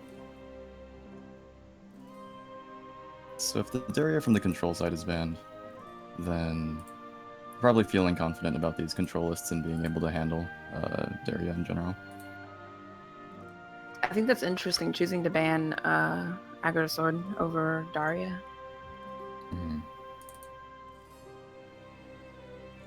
Well, running Control Sword himself, it's possible that he's just not feeling confident that Sword in any variation is going to be able to handle Daria even post-nerfs. I mean, never mind, what am I saying? With the same classes and all.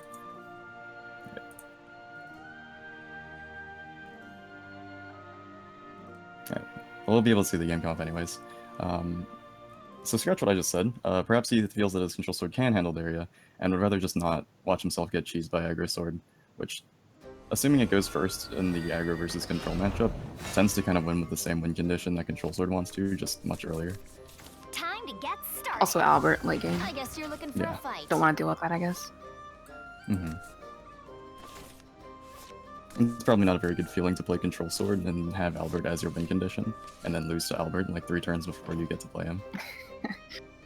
Aggro Blood versus Daria. This is something, I don't think I've seen this since like the beginning of the patch. It's really interesting. So, sets both players' life to 16 effectively over the next 4 turns. There's talk about how Aggro Blood supposedly has a much better matchup into this now going first, due to the nerf on Piercing Rune. But it makes sense. I mean, it slows down Daria a little bit. But, It's got a pretty strong hand, too. He draws a Vanya here. It went into a really strong curve, but one thing I'm kind of concerned about is it seems there's a lot more burn stuffed into this deck than there is fully game minions, so there's some possibility that the nerf to Piercing Rune won't make that much of a difference against this specific list, but if he's going to open strong like this, then maybe it doesn't make a difference. Maybe. I'm not actually sure if Aggro Blood can outrace Daria too. Once Daria starts evolving, as long as she evolves like 2 Levi's, I'm not sure if we can't see if Levi's in the hand right now, but Or perhaps the conundrum here is being on 2 play points with like 1 Levi in hand, not sure whether it's right to play it here or not. right. It would dodge Night Horde. I think it would dodge everything, right? Over 2 turns it could kill Urias, but Well, I think you're more concerned about Vite. yeah. You have to expect a Vite to come down. And there's no removal on 2 play points for Rune that can do anything about Urias's body.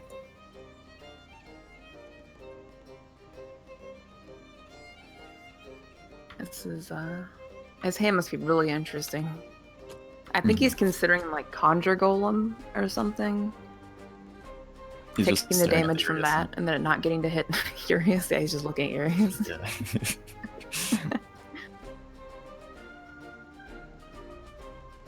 Oh, did it bug? Oh, man. Oh, I forgot about that. Same. They didn't use I thought it Goblin or was- anything. Yeah, well, maybe even if neither of them emoted. No, I With the didn't see spectator emotes classes. at all. Yeah.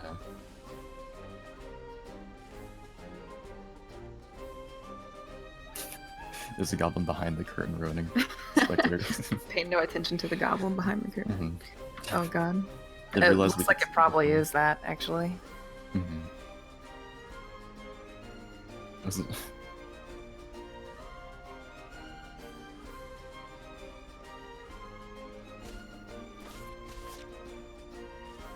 Does he have goblin in Zarya? Nope. There's no goblins involved in this match at all, it seems. Yeah.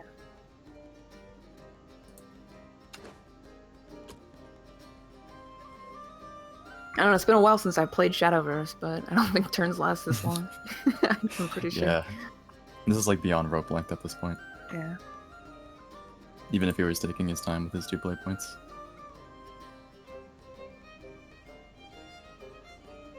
I think this would be the equivalent of 2 turns, actually. Mm-hmm. Using Time Mage Levi's effect from hand, which already gives them an extra turn to rope. Maybe. Maybe he flipped the Time Wizard last game, and it worked. Mm-hmm. Its effect carried on into this one.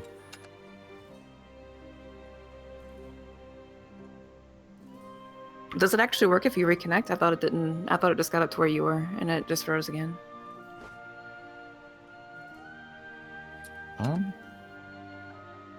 I remember this. This happened to me and Richie one time. I remember this. Mm-hmm. Looks like we're having some struggling issues with It's not even reconnecting. loading anything. You're about to close shop. Okay, alright. Bye, Shadowverse. Alright. I don't have any of it, dude. Mm-hmm.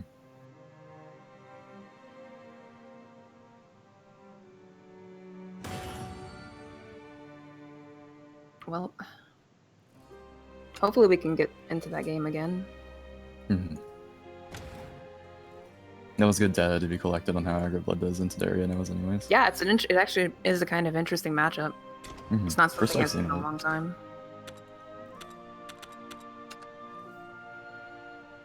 Because, like, I don't know, like, I would assume that Aggro Blood would run out of steam, and then Daria would just run it over, but maybe. Hmm. Probably the specifics of the matchup starts to come down less to Daria's ability to clear the board, and more of whether Daria actually opens up its spell boost minions to take it back over. Yeah, true. Time to get started. I guess you're looking for a fight.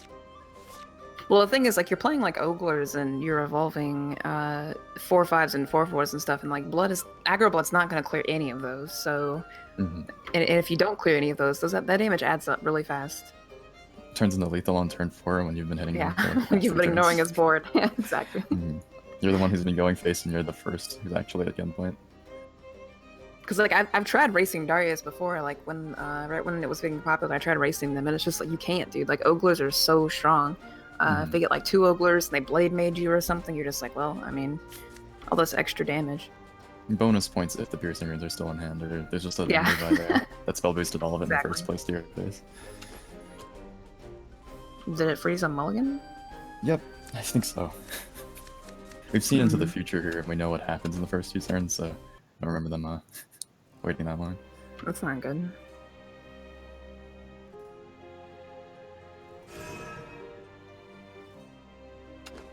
Oh, they finished. Okay.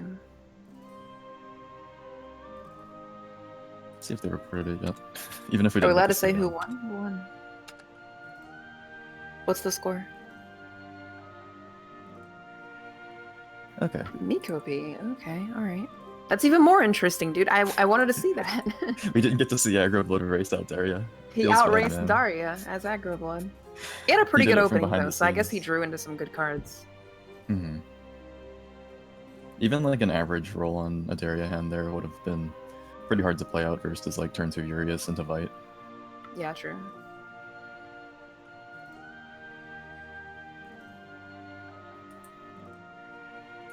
We'll never know. Feels bad, man. Yeah, with that out of the way, maybe we'll see him try that out with sword this time. Pull off a double. Aggro blood into control sword though. I don't see that happening. I don't know.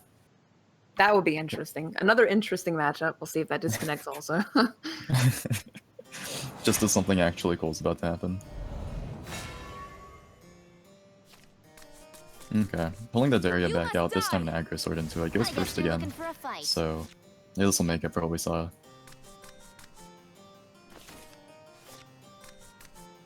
Wait, wasn't aggro sword banned? Wait. What's aggro sword? Oh, never mind. Sky's banned. Okay, I got you. Okay, that's a reversal My of bad. what I thought I got wrong earlier, yeah. Yeah, Okay, so he banned control sword. That makes sense considering he's got Okay. tempo and 2 aggro decks. Unbelievable! They both have the exact same classes. Maybe, just maybe, this magic will help. I'm opening just as strong this time. I don't think we got to see a turn 2 from Daria last time, so... No.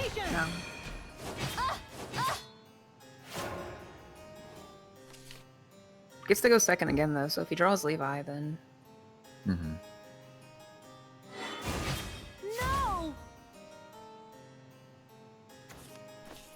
Trades to clear damage and throws in an ice form on turn 3. Already playing around taking any further damage here. But I gives love him... Ice Form there, actually. Let's speed things It's like a up. Fog of War here. He just takes no damage and now is on the turn when he can evolve. If he has a Levi here, this is pretty strong. Piercing Wound's good here too. You're done for. That'd be a double spell at least this turn. He definitely has one. No! You wouldn't! Okay. It took me a second to see it there through the frames. Strength and beauty together! You're done for. So Floral Fencer can pick it up. Surviving with a 4-1 body. I'm not going to be under the assumption that any like Angelic Barrage is going to punish a board like this. No! No! He plays no like Wind Gods or Sage Commanders or anything, so the board being flooded doesn't actually matter too much. It won't be long now. Could be really unfortunate if this Clay Golem has to trade into the 4-1. My armor's been pierced. Magic Missile? No. Ooh, a second piercing then. Okay. You're actually seeing the effects of the nerf like more clearly than in this Yeah, matchup. he spent 4 mana on Piercing Runes instead of 2. That's a pretty big deal. Hmm. If he's not holding Daria too, he's gonna be in pretty big trouble. His hand's getting pretty low. Still struggling to answer a board of 1/1s and facing an Alvida's in hand. Unbelievable! Unbelievable! At half health with one of his Summon Ice Forms used. Yeah, this actually could be game if he can't answer this board efficiently. That also being 2 Piercing Runes down. Yeah. So like Levi Piercing Rune this turn. Oh, he doesn't have Levi. Wow. Still doesn't have it. Nope. He's evolved 3 golems if he evolves this golem. Atone with your lifeblood. I feel he might have to. With a bang and a Oh yeah, Just to done. get it Okay. done. Okay.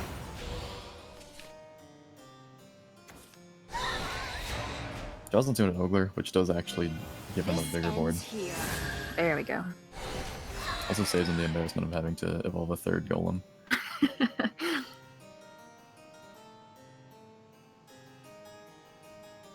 I can't imagine Blade Mage not going face, or at least killing the Quick Blader or Vanguard. Considering he's out of ice forms and he's under pressure of Alvida's and Albert, Yeah. then trading is fine here. But I also feel like with this much card advantage, he doesn't necessarily have to. Well, I can't imagine it killing itself on a 2-2, because the 2-2s aren't going to break their ice form. Unless he has another Ogler in hand he wants to play. Apologies, sir. Oh, that's true, right? I didn't think about that. So imagine in this situation he drew into a Piercing Rune, and we've seen it nerfed like 3 times in one game. He does trade, maybe he has an Ogler. Or Store Mage Nimmer does. Nope, Oh, nope. never mind. Just playing around damage. God, that ice form is so strong, dude. Mm-hmm. It basically This buys eats- him an extra turn. And if he wants to push face or get traits here, he has to use the evolve point and throw in the Viking. Yep. You're safe I doubt he with does me, that. Captain. I like playing the 2-3 though, because then you're looking at 12 damage on the board if you just pass. So It won't be long now. wow. Oof. I didn't like what I was saying either, just for the record. Yeah, I would not have considered that play. Maybe feels forced at this point. Staring at the left stats on board. Unbelievable. Let's speed things up. I There's guess only it's one true. target for You him. can't expect your next card to be useful, I guess. At least putting his opponent at low life with no evolves means that these attacks are most likely going towards minions instead of his face. Oh yeah, for sure. Magic Missile will do wonders here. Has yet to play one, so even just a turn of 3 magic missiles will be really strong. That'd be insane. And not many top decks looking good either. He needs to survive with something that is difficult to trade into next turn for turn 9 Albert to finish this. Otherwise, surviving 2 turns with Alvida's 2 and 3 could be another way out. Oh, here we go. It's the chain. Uh-oh, you called it. Oh, he can still do it. They can still do it, yeah. Angelic Snipes also, is that in this? I don't think so. Yeah, he runs not that, that makes sense. Should have been You quicker. just have double Kaleidoscopic Glow, though. Atone with your Alright, lifeblood. that Blade Mage takes care of one as well. It's possible he's just trying to find a way to get Daria to hit face her.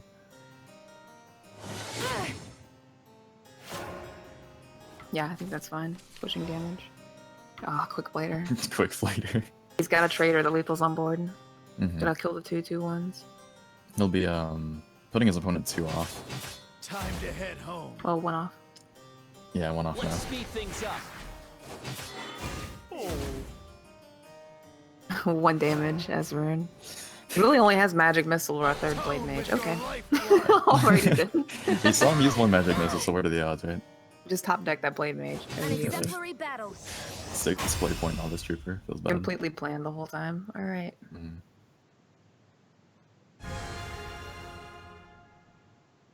So it could make it with aggro blood, but looks like he just couldn't push in that last bit of damage with aggro sword. Like that turn where he evolved to kill the ice form, I'm just not sure about that. I feel like if he just waited, his entire board would have died probably to a trade, but then you would have had Alwaida's evolve to go face. I don't know. I don't really play aggro sword, so.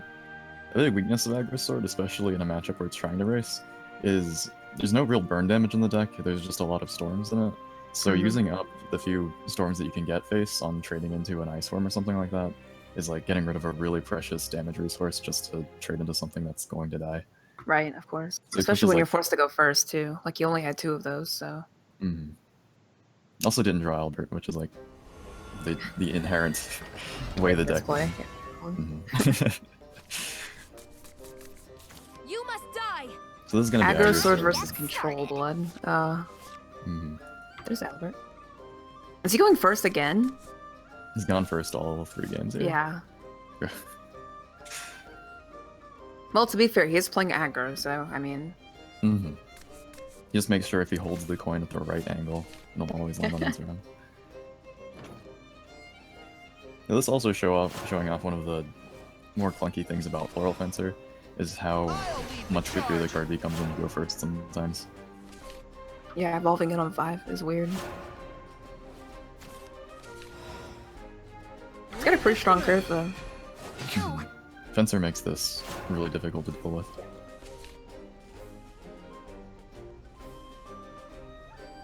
Like Fencer's existence pretty much forces Wardrobe Raider to happen on 4.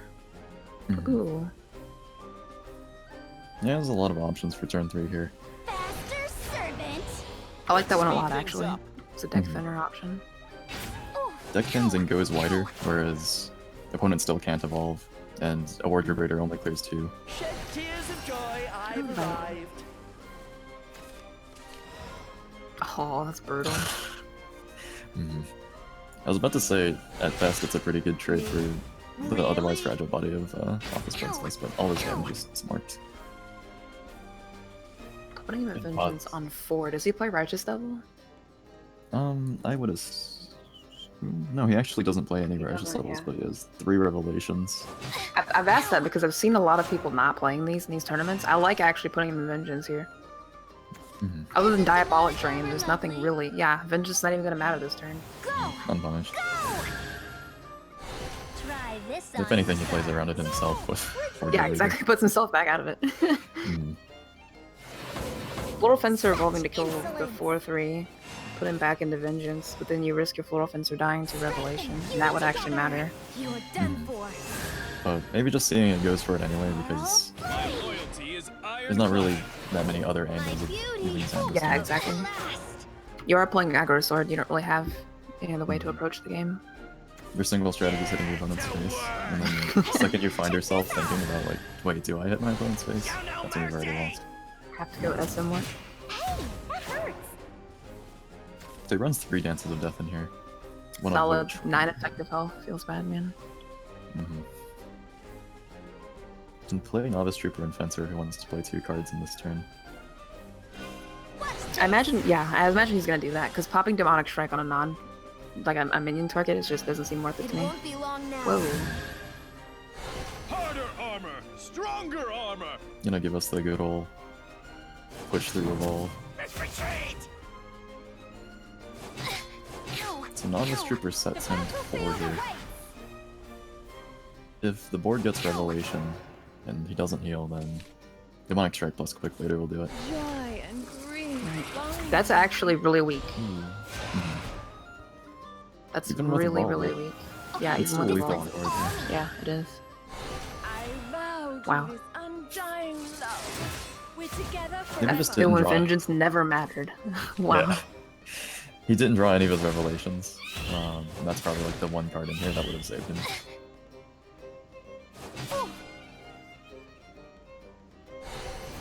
I lost. You're tough. Well, I mean, I guess Aggro's supposed to do that, so. Mhm. I guess Demonic Strike could have been any other card too, like Albert or Quick Later. But skipping the first like 2 turns and then losing the Vite on turn 3 to Wholesale Yeah. Swing is really difficult to come back from that. The Wholesale top deck was actually pretty crazy because it left all 4 minions alive afterwards, which is when they were able to push the next turn, or at least weaken the Wardrobe Raider, so. Mhm. Even being able to get a bat off of Vite would have helped with trading a little bit. Yeah. Would have gave him because he probably would have killed it with Vanguard, which would have given him an effective 1 health, but it still would have died Demonic Strike, I guess. Mhm. I guess in the end, a Righteous Devil would have really made that game. Yeah. I don't know, like, I don't play Blood, so I don't know why people don't really run it, but Mhm. it's never in these tournaments, I feel. I feel like I've, I casted quite a few of these tournaments that I haven't seen these in Control Blood decks. I saw like a game earlier, I think, where there's like a huge punish from not playing around Vengeance from a control, but just dropping 2 Righteous Devils and evolving one. my gosh, Like dude. the one that got evolved killed an Albert, and I was just like, all right, well, it changed my opinion a little bit if they could. Dude, before Darkness evolved, I hated that card. Back when Control Blood was like everywhere, Righteous Devil was like my most hated card in the game. I thought it was so broken. Kills anything, heals 4, 7 health. Same voice actor as Albert. 4 mana.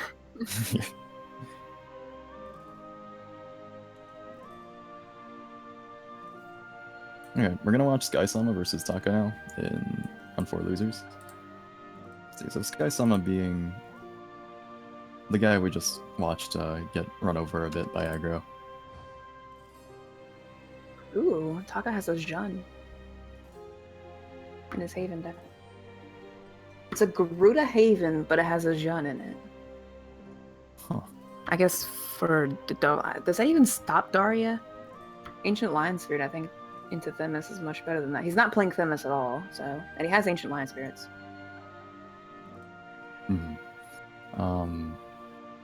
He's also playing Daria with Destroyers in it. Interesting. I've seen that list popping up on Game AI lately. Dude, I like it a lot. I actually play that and I like it a lot. Mhm. You run, you don't run Demonic Strike, and you run Destroyers and Ice Forms, and you aggressively play the Ice Forms to protect your board. I like it a lot, actually.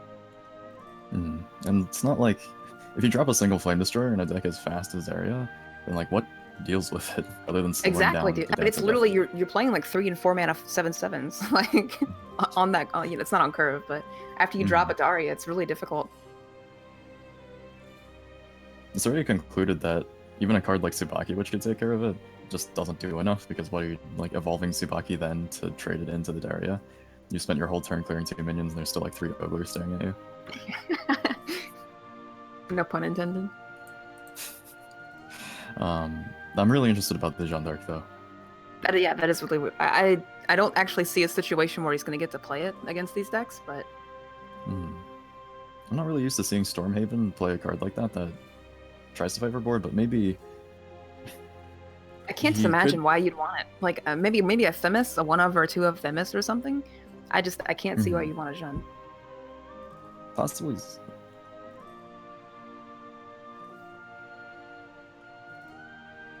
Like... Jeanne, I don't know. I hope he gets to play it. I want to see it. I want to see it happen. I've seen, like, also earlier I saw in a Control Blood deck list, someone was running 2 Blood Hungry Matriarchs. I'm thinking that a lot of people are maybe just predicting there's going to be a lot of aggro in this tournament, and so low damage clears like that become a little bit more attractive. Blood Hungry is also... He comes in at 7, so... Adaria usually goes off on 5 or 6. No, never mind. It doesn't even kill Oglers or anything. It swipes the clay golems in it. Yeah, it swipes the golems and the if they don't let it play Emelus anymore, so. But versus like aggro sword, maybe it clears up most of the early game board if anything's left over that you couldn't answer, and the swipe plus evolve can take care of Albert as well on an evolved body. True.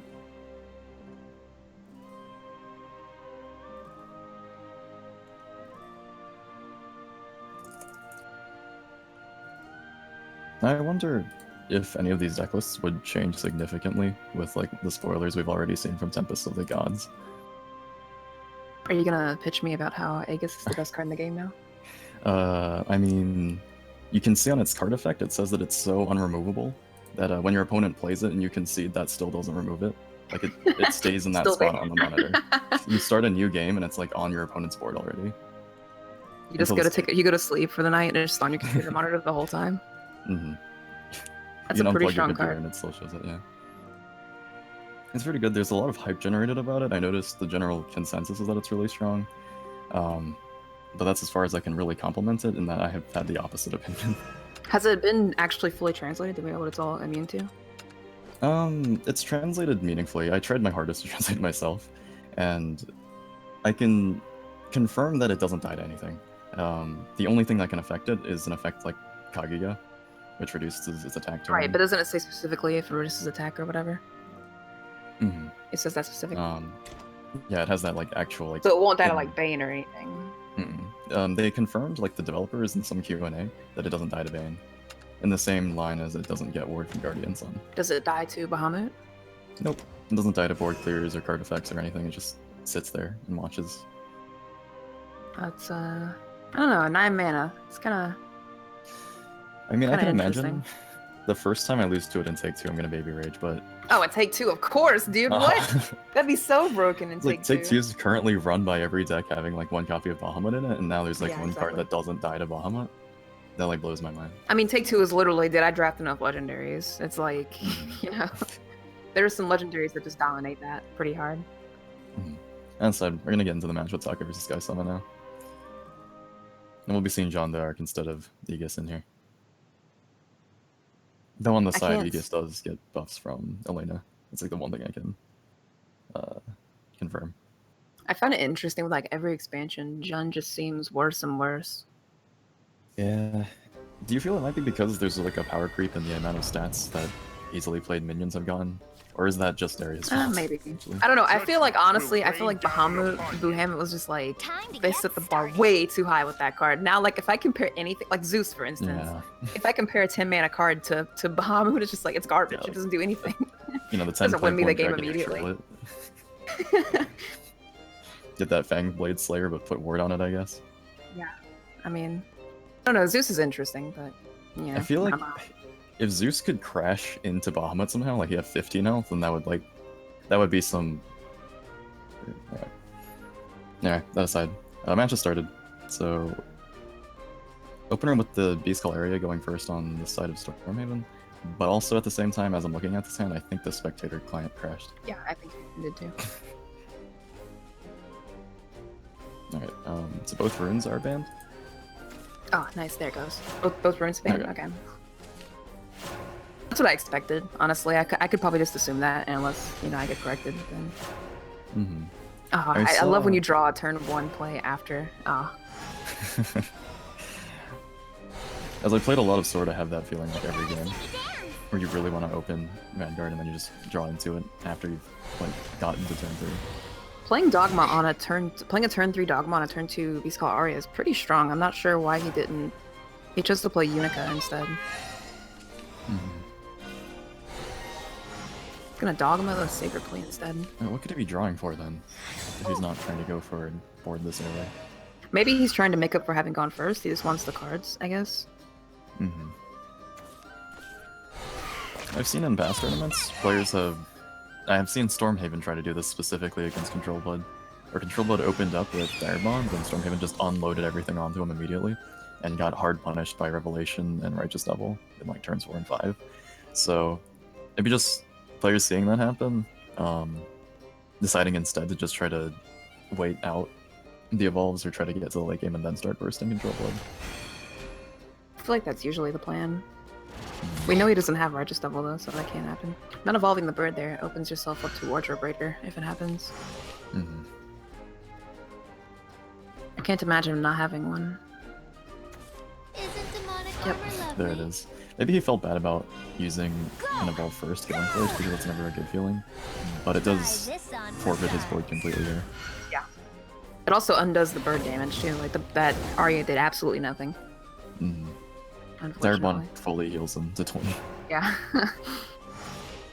He does get the Garuda this turn, and he can go face for 5 more. I doubt that he does that though. Sick value on the Angel of the Word, but you can't play it alongside anything.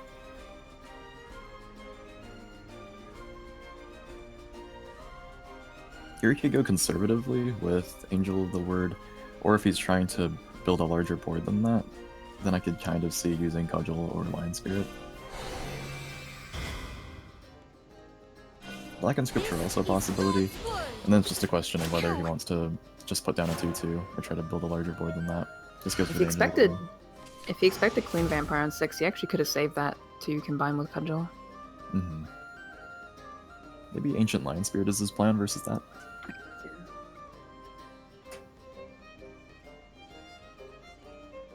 I feel when Jen doesn't completely kill Queen Vampire. Yeah, 2 damage clears.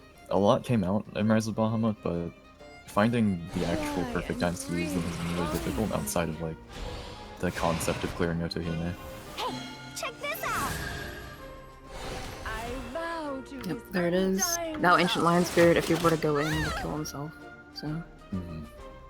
Which doesn't seem attractive at all. You also don't get any damage. You get the 3 damage in from the bird, but that's it. It's a doggo.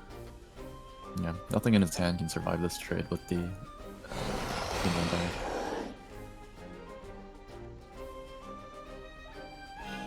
Lend me your power. Let's get into the Ancient Lion Spirit. This could put 3 damage face, or if he wants to protect the larger body, he could trade, but it wouldn't be all for that. I like playing Ancient Lion Spirit after you draw Doggo, because now you don't have to throw Lion Spirit into the 6-2. You actually could just ignore, because he's not going to evolve a second time to kill the dog, so he has to have Diabolic Train.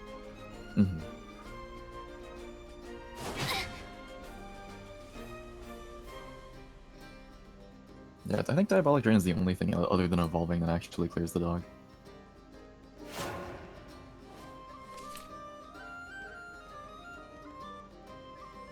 No, Call of Casitis. He'd float 2 mana though. Call of Cocytus on 8 is much better. He could use Sadistic Knight actually. Doesn't run that though, I think. Yeah. He could double Vampiric Kiss it. Oh, Alucard. Ooh. I guess Alucard does answer the dog. 6-2 gets the trade he'd like. Ah, this is Jun, right? This is Jun? Get a 3-6 now. I don't think he's gonna get a better time to play it. There he goes. That's pretty useful. I mean, it's about as useful as Jun's probably gonna get. Dies to a full 8 play point Revelation, but There you go. yeah. Unfortunately, evolving the bird with John's buff still is not enough to survive that. It's good that he cleared both those two, because he would have died to Garuda. This hand gets awkward to play because both Garuda and Moon deal free damage, but there's no Righteous Devil that's going to heal him up out of it. Your evil deeds end now. Still looks like he's going to go for developing 2 creatures instead of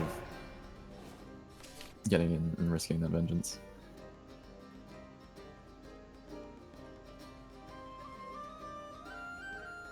Wardrobe Rage is not the worst here, but it can't. Ooh. What in Full mana Diabolic Drain. Isn't demonic armor lovely? Okay. Into this Wardrobe one's Raider. all me. Clears both, survives the trade, and Try heals this back to on 17. for size. Has like a full hand of cards versus 4 here. So it's going to be difficult for Stormhaven to get anywhere close, probably, to actually killing Control Blood from nearly full health. Honestly, if you just drop Satan next turn, then Garuda's in really big trouble. There's no amulets for Garuda to pop either. Yeah. Held on to this evolve point, but doesn't look like it's going to make the difference.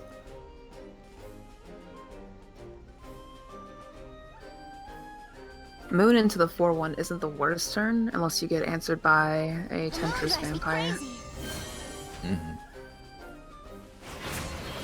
My Which beauty. evolving it How plays clever. around pretty effectively, but I don't know, I feel like Colicocytus would just be sort of Enjoy late. your death. so Blood Hungry Matriarch with the with not really having an effect there. Oh, never mind, it has an effect. Oh, 7 mana for 1 damage, nice. it's like a Dance of Death, but on a stick. But 7 mana. These golden wings will end you. At this point, with no amulets in hand, these Garudas are just pinging for 3 each. You shall pay for defiling the There goes the last evolve. If he plays this Angel of the Word and gets answered by another Blood Hungry Matriarch, that's gonna be game. Oh, the ecstasy. Ow. Unless he pulls out like a Heavenly Aegis off the top of his head.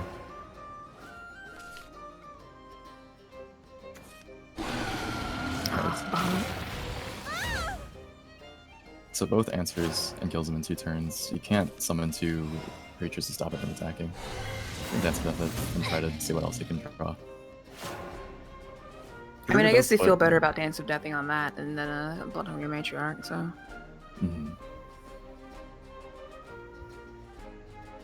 So if you were to draw like another Divine Wings here, then that plus Garuda could throw 6 at him immediately. But even then, I think he can only run out of resources here. Yeah, I don't think he has enough damage in his deck for this. That he'll draw in time to actually use. Even Satan would be really safe. Oh no. Uh-oh. That's not good. Well, it prevents most of the damage in his deck, but also could mean that probably not afraid of actually taking that much damage from a 3-card hand from Stormhaven, but it's possible he hasn't drawn a late game win condition. Is just trying to play out his boards to do damage instead. These golden wings will end you.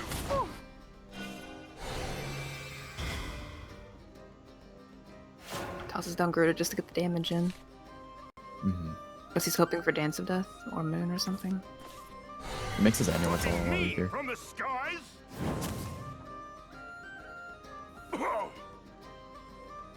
But that aside, he's played out more or less the entirety of his endgame curve, so Temple Defenders aren't really going to be the answer here. It's gonna be a 5 mana 13/13 next turn. Has to draw Dance of Death. I've lost.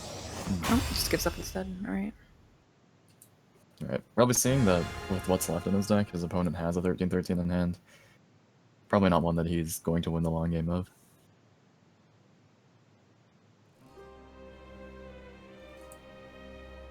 It's a tough matchup for Garuda Haven though. Like, just too many heals.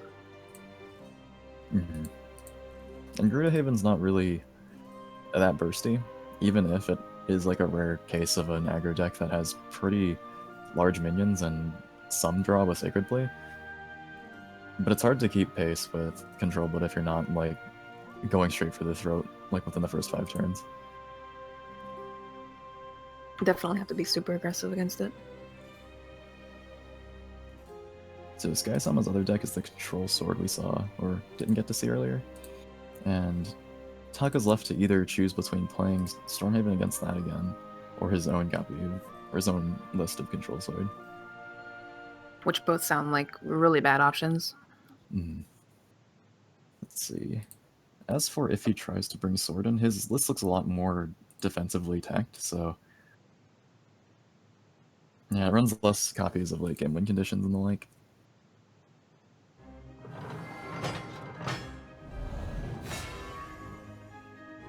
Nope, chose Garuda, okay. Judgment will rain down upon you. You must die. So go second this time, and this is usually a huge weakness of Control Sword, is evolve points are such a massive resource of it due to Albert alone, that as far as stats have shown, the win rate of Control Sword going first is really abysmal. Like, it's never been above 50% in any, like, metagame, I think.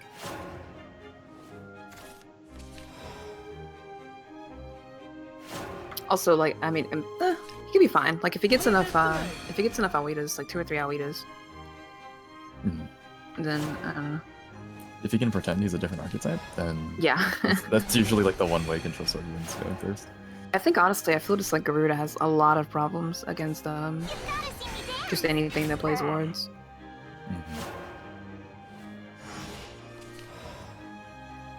It was the beatdown of the fighters. If he can top like a Cudgel on 4, though, that'd be pretty strong. So this time he does pick up the Hallowed Dogma on turn 2, or turn 3. And the board he can build against Control Sword is a lot more difficult for Sword to deal with. There's no Wardrobe Rigger or anything like that, and he's going first. Weapon at the ready, youngling. Oh, Geno's such a good answer to that, Tiger. Outside of the Art of Ninjas that he runs, that's like one of the 2 cards he could have had to just clear it immediately. Does he play Front Guard General? Yep, in 2 copies. Yeah, it's gonna be tough. His late game curve gets pretty wide with Albert, Tsubaki, He's got everything.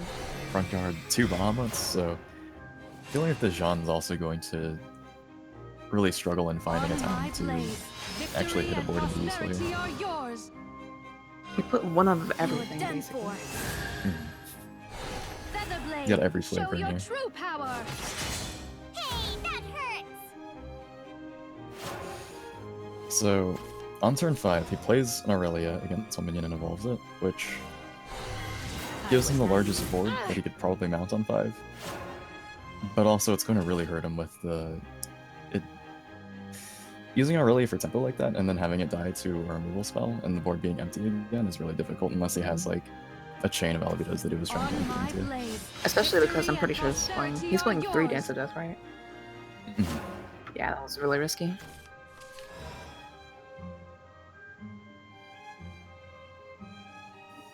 Could just play this Garuda. Oh, double setup for Garuda, I guess. Not exactly feeling threatened by this Angelic Shield Maiden, or Angelic Sword Maiden.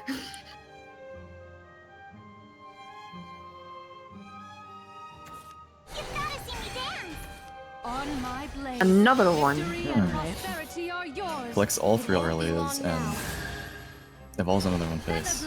So, though I was critical of the evolve before, there's definitely something in his mind here that he's trying to accomplish by just playing massive minions on board and smorking as much as he can. I mean, technically he has 34 life right now, so...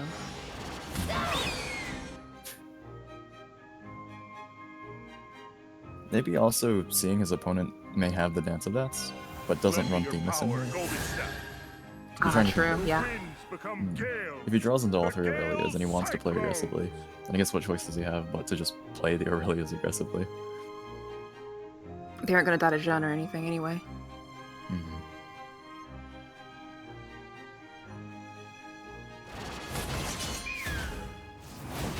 I was naive.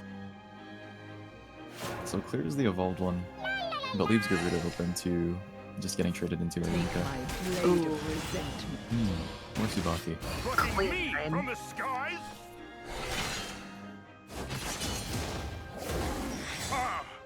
He does Well, have this one pretty is- good board control, but his hand is gone.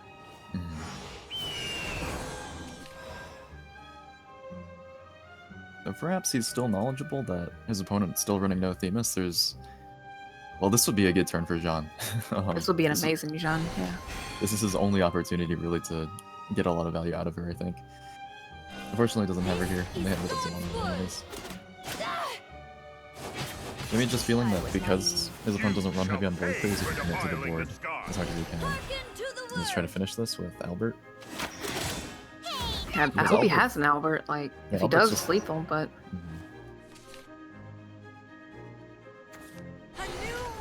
ooh, okay. Also nice.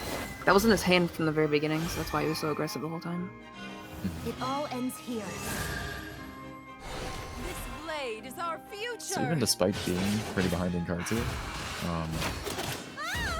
now having 5 total evolves, it's going to be a lot more difficult for him to be strained of resources, assuming he just gets to evolve every minion he plays.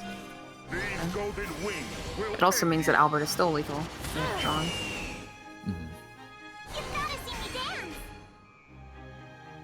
Also, popping Dance of Death on non-front guard general would be really, really bad. So likely thinking here about whether he wants to just send in Unica with an evolve away point, with you, trespasser. so he can go face, or just trade him the word, and concludes to just evolve the Unica. Amazing, but I won't You lose again. wouldn't. It's probably some of the power of Olivia here, and that he's like probably aware that Albert just takes him out. Oh, there it is. Where's the Albert? You're done for. A little blood won't stop me. Alright, the line of thinking there was he's dead to Albert either way, so he might as well just try to put his opponent on as short of a clock as possible by hitting face that turn. Well, I mean, he had no way of stopping Albert anyway, if it happened. So he really needed to draw like a dog or Temple Defender. But Sky Summon gonna take that one and move on. And losers bracket to face the victor of Glass Fists and Botals.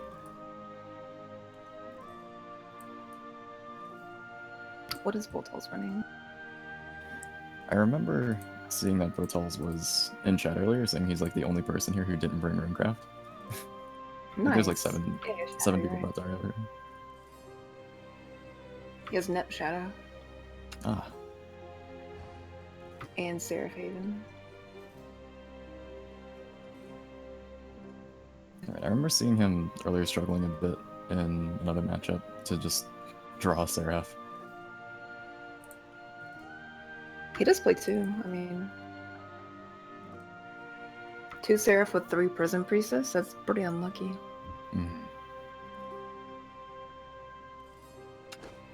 I'm noticing a similar trend with his list as others, in that I haven't seen a lot of people bringing that many mixtures of aggressive and slow decks, but either like lists of like 3 control decks at once or just 3 aggro decks. Yeah, that's pretty interesting actually. With a huge amount of control deck too. Like just it seems like every other person is control. Control Bloodcraft as well. I think that has actually taken up the highest win rate in the tournament up until yesterday, where I was looking. I'll look at the stats now, but Which is actually pretty interesting because like the C scene, the last time I checked, they didn't play Blood. They play Dragon instead. And like they don't play any Blood and we don't play Dragon. And they're like, we play only Blood and no Dragon. I'm happy to say that Dragoncraft has the highest win rate, but it's out of 5 games, so it's won like 3 out of 5 here so far in top 16. This is the first time I've seen Rowan's faced in first place. Is it highest win rate in top 16 or Swiss? In top 16, I think. Oh, okay. It's lowest in Swiss. But also has the lowest representation of any class. Well, I mean, that's what I say. Like, NA people just don't like playing Dragon. It happened.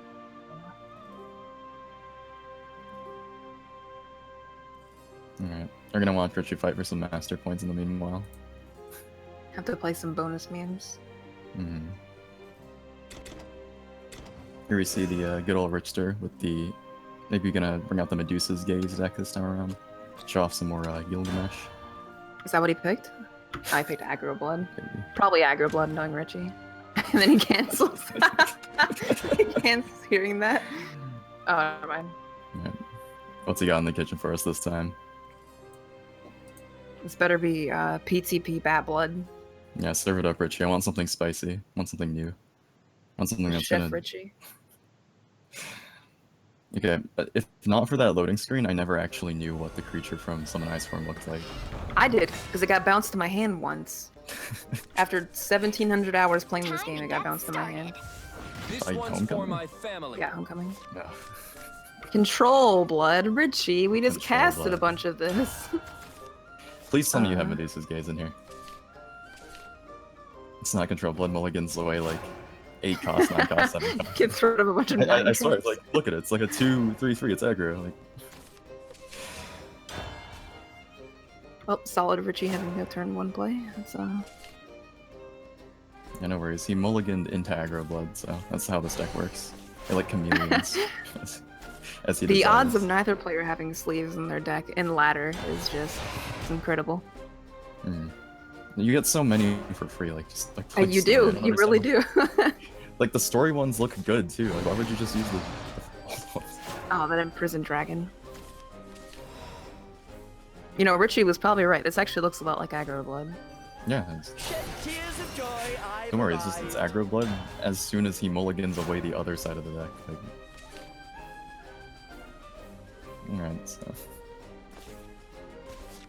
Solid Vite coming out from the Richter himself. Breath of Sally. Rip. Really? There's justice in this world. It's funny because next turn that would have just wiped the board completely. Like he just ramps wasted into one 6 turn. and then plays it anyway. Like that's how it works, right? Why didn't it clear the board? Well, it's gotta be a bat. Hold on. Not evolving a bat. Very interesting of Richie to put all the stats in one minion. Beat bait. Well, maybe there's just like The bait. second Breath of the Salamander here. He was baiting all along. 7 mana would be Sockquill Lucifer, right on time. Opponents only had like one evolve so far, and he already goes on. Ooh, Dragon Warrior. I wonder if this would be any different if you had evolved a bat. I wonder. Really activates my elements. I wonder if you hadn't put all of your stats in a 1 minion, had that been different. Instant death on a 4/4. That's hopefully not gonna He's come got back to bite Richie. Check this out. That's the biggest thing Ram Dragon's gonna play, to be honest. Sets him to 9. Probably can't safely heal this turn, so. Don't worry, he's gonna draw into that Temptress Vampire we saw earlier in Aggro. Oh, right. Temptress Vampire and Aggro Blood for finishing. Right. Yeah, easy. It's like Albert. Fighting is so Sockquill Lucifer. Here we go. Here it is. Please. Come on. If there's justice. Aw, come on. Wrong one. Wrong lore. Oh well, we know he's holding Satan on 10. Just like rooting for the other guy. Oh man, there's no justices there. Okay, I believe in Ram Dragon to heal. Well, if he doesn't heal, Richie can set up a turn 2 lethal here. Really easily. Alright, looks like Richie found it.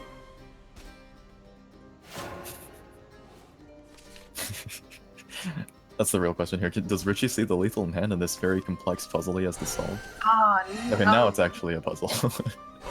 No! Foiled yes, again. It won't be long now. Both the balls going on Justice. the Dragon Warrior. Oh, Richie just got punished so hard. If you draw into that, I would wait. I'm not Yeah, I hope entirely so. sure. Please don't play around Vengeance. What are you doing? Come on. this Well, is I mean, Aggro if Blood, value card comes down, the life total won't change. So, no, he played around Vengeance after seeing a complete aggro deck. So even this guy knows that this is not Aggro Blood. Yeah, trade, do it. I dare you. Actually, if Richie doesn't trade here, Forte and Genesis Dragon will end the game. So, quite the pickle he's in right now. But if he trades, Satan just gets dropped next turn and Richie loses anyway. So it's probably a Just pick a situation winner. where he has to play to win. Probably. How does our boy get out of this situation? I don't know. I don't think he does.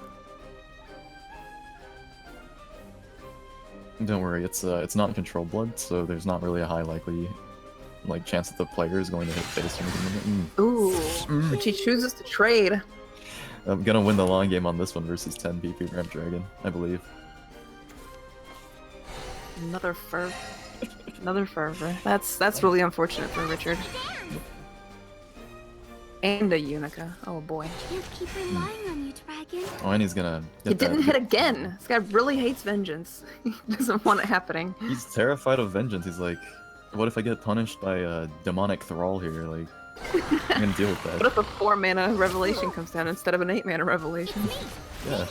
Then he'll also be able to play like. At least, however, no matter how safe this guy is, Richie's basically out of cards now, and since this isn't control blood according to Richie, he probably has no way of coming back or getting cards. Yeah. I mean, you just grind this one out and like not evolve Alucard face into like top deck Temptress Empire like a true King of Games would have done. Yeah, I mean, playing to win is pretty tryhard anyway. Who does that? Yeah. Well, there's like a if he loses this game, he goes down what, like a third of his match. Yeah, this actually, this is worth a lot. This is a very high stakes deal. It's like all of his It really stuff. is. Oh, that Lucifer. Glory. Gives him a sorry. Like apologizes for even bringing this deck against him. Oh, pretty lucky top deck. Unjust. The Subarashi, the good old top deck burn damage with the Dancing Death. I don't know. I believe in Richie. If Satan comes down this turn, though, it's over. This guy's really holding that Satan. I don't know why he's holding it so long. Oh man, he finally decides to activate Vengeance. He's got nothing more to do. Clears his board to. Good guy, ward up Dragon against player. that. Clears his board for us. What if his opponent gives him the good old, Azazel on 5 mana and Demon Commander 4 raising the thing? Diabolic Drain into the 5/2 is pretty strong here, as it removes the most effective health of damage off the board. I can still go on. That's it still puts Richie in quite the situation though. Yeah, but good thing Since this is Satan mid-range. could just finally come down. Yeah, it is mid range. Yeah, so don't worry, he can thrive in situations like this. He's got. it's been about 12 turns, so middle of the game. Yeah. There we You know, go. he just Finally. goes over aggro and under control here. He'll just win the game here. Wow, what a solid Oh, aggro nice. card. Mhm. Ping that Satan into range to die next turn, Yeah. as long as he doesn't Coming top in like deck, any of his 7 win conditions here. A 70% chance to win, but Richie's a really good player, so maybe he can play around it. It looks like, Oh yeah, my he dodged gosh. it. He dodged it. Amazing, brilliant, the boy himself. Sorry. Solid draws. Yep. Well, Punishes the Silent Rider. Urias is a pretty good card, but he's not that good. Sorry. What a cruel end. Oh my gosh, those. Alrighty. Oh, it was a close game. It was a close game. Yeah, unlike Aggro Blood, which may have had a chance to, just crush control there. It's a good thing he was playing mid-range, which is a gave him Or gave him even some really more time. control blood, but it also had a pretty good chance. Ah, the -100. That hurt to watch. Yeah. I played like 3 ranked games this season. I think I'm like even now on Master Score. Nice. It was like, I feel like I was watching season 1 of Yu-Gi-Oh! And then, like, back when Joey loses the star off of his little glove because he lost the game. That's what I felt like I just watched all over again. Yeah. Rip Joey when he was playing his mid-range Time Wizard deck. Yeah. Drops his mid-range black-red dragon. Watching that game's kind of like the first advice Yugi gives Joey about like, you gotta run some spells in here too, man. You gotta play Control Blood instead of this. It's That okay, advice was great. he had Basically, build essentially just told him you gotta get better at Yu-Gi-Oh!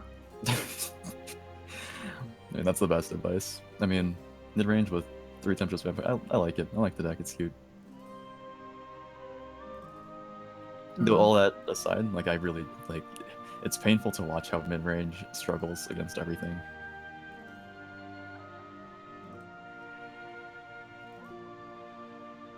Winners finals. Okay.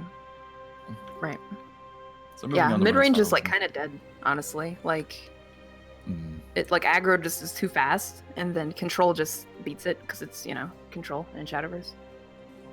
Yeah, there's people saying that mid-range sword has revived it, but the way the mid-range list looks is like it's kind of a stretch to call that mid-range over aggro, and then it's just like all face cards, but maybe it just doesn't run burn damage. Do they play Odahime? Odahime into Gabriel? Nah. Yeah, it's not mid-range. Odahime like, Sage Commander. I think sometimes people tech in Gabriel if they want to roleplay, but mostly it's just the triple Ali does, triple Tsubaki. We've seen some of it in the tournament, but it's really hard to call it mid-range. It's just so hard to Gabriel right now. When all these control decks clear your entire board every turn. Mm-hmm. The current state of Shadowverse just doesn't feel like one where owning the board matters much, because there's so much damage from hand in the game that if you let your opponent have the board for one turn, you lose like all of your life on the next one. Yeah. Right. Yeah. So if you try to play with a strategy that takes the board, you just run into everyone teching around, just clearing the board as much God, as at possible. one point we all thought dropping Odahime on 6 was broken. At one point we thought Floral Fencer was too much stats to deal with on turn 4, or 5 even. Sure. Mm-hmm. How innocent we were in those Halcyon days. How slow these plays actually were. Mm-hmm. Like if someone showed me like a turn from like day 1 Daria, or like first week into it, back before when I was still just like living in the DE days, and I would have been like, this is like, he's using cheat codes, right? How does he have all this extra mana? Where's it all coming from? How do I play around this? Like, Alexander? Right, okay. There's like Alexander. two cards in this. Completely fair 8 mana 6/7 that can't go face. Mm-hmm. Back in the day, I remember like in Darkness Evolved, everyone was thinking like, "Wow, Control Sword's possible now because of Alexander." And ever since then, we've forgotten his name and face and voice. Because he's such a bad card, really. He was my husband before Albert. Feels bad. Oh my. I had 3 copies, and guess how many I have now? 3? No, I dusted all of them. Wow. Why? That's weird. I abandoned him. You got a divorce. Yeah. I mean, I'm married to Albert now, so I'm like happily like treated better by a card I can actually play before I die. But you know. I imagine Albert probably abuses you less than Alexander did. Yeah. Albert just sometimes betrays me, and that like he is played in other archetypes and beats me. But you know. Ah, whatever. sometimes- You gotta stop him sometime to keep him in line, right? Yeah. I do a feature match versus Richie, and he just plays the Albert and kills me. Oh. Okay. Apparently the winners final has no bans. That's a very interesting rule to just now hear of for the first time. I remember So hearing about winners this. final, I imagine, would be 3 of 5. Right. All finals is 0 bans. All right. That's 3 of 5, right? Or 2 of 3? Mm-hmm. That's not 3. I mean 5. Okay. Sorry, doing all that roach math before is broken numerical workings in my mind. Right. Yeah. You just get all numbers look the same at this point. Yeah, if you're playing a best out of 5, that means you gotta win a whole 5 games with 3 decks. What? We'll see. What it is you play a mini game after you win with all 3. You play a mini game to unban one of the other ones, kind of like Mario Party, Yeah. and then you just find out which one you can play next. You gotta roll the question mark block. And then it lands in the same deck 3 times in a row. That's how they decide to play decks, right? Like, you don't That's how I actually pick choose them which deck usually. you play. Yeah. Mm-hmm. We just got the news that Losers Finals is also played blindfolded. It's their punishment for getting the losers finals. Yeah. Like, you can only reset the bracket in Grand Finals if you can beat them without having your monitor turned on. Which, I mean, honestly, if you beat them with their monitor turned off, you probably deserve to just win the whole thing, but... Yeah. So Gengar, not someone I've casted for yet. He is bringing, looks like Tempo Forest. It's hard. No, never mind. It looks like Tempo Forest to me, and then I see the Elder Fates and Path of Purgatory. So he's playing PTP Forest alongside what looks like Elena Haven, featuring Carrots. I think we have a bug with Gengar's deck list. I don't see Shadow on his deck list, do you? Is that a bug? Is he okay? Did someone talk to him for the tournament to make sure if he's feeling okay? Sounds like a life issue. But looks like we're gonna be seeing his D shift here. Last thing I didn't mention. I like D shift with Ogler in it. It's really cool. Like, I lied. I'm looking at the wrong perspective, I think. oh. Right. Well, he doesn't does have actually. Jets He in does there. have D-shift in his Ogler. Right. Or Ogler in his D-shift, sorry. Not with Jets though, and now looking at this hand, I'm like feeling silly. We're looking at the Daria rune on the other side, and Gengar is playing his Frog Player. carrot flamer. Ooh. Oh, Gengar's at the top. Okay. Oh yeah, this is Daria at the bottom. Okay. That confused me, because Gengar actually has all these cards except for Amulet, so... Yeah, runs a playset of the Frog Player. Feels good, man. I actually like Frog Cleric like a lot. It's a really interesting card. I've always just been generally really happy with any line of card design that prints, like, sometimes it's just a body with no effect, but it can be played another way to do something without needing to evolve it. Like, Right? I'm really Yeah, it happy feels with so fair. Like Frog Cleric feels like a very fair card, you know? That's also really cool to enhance, to top you off like mid-late game. Also, his voice lines are just like top notch.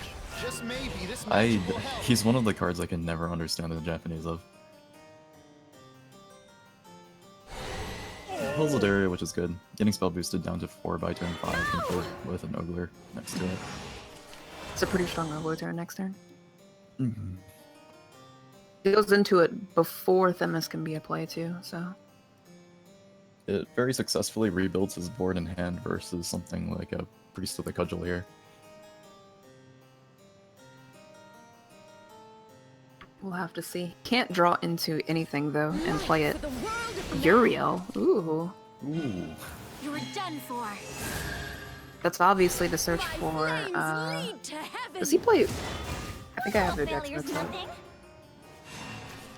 The only amulet he runs in this deck is Elena's. I mean, Right, he runs right. 3 Sacred Plays, never mind. So, it's a 50-50 between those two. Right, Gengar has the weird... It's the other player who has the Seraphine. Okay. So Gengar choosing to play, instead of Prison Priestess, is playing Uriel's. Uriel can search Elena's, whereas Prison Priestess, I think, only pick up Only the countdown. countdowns. Right.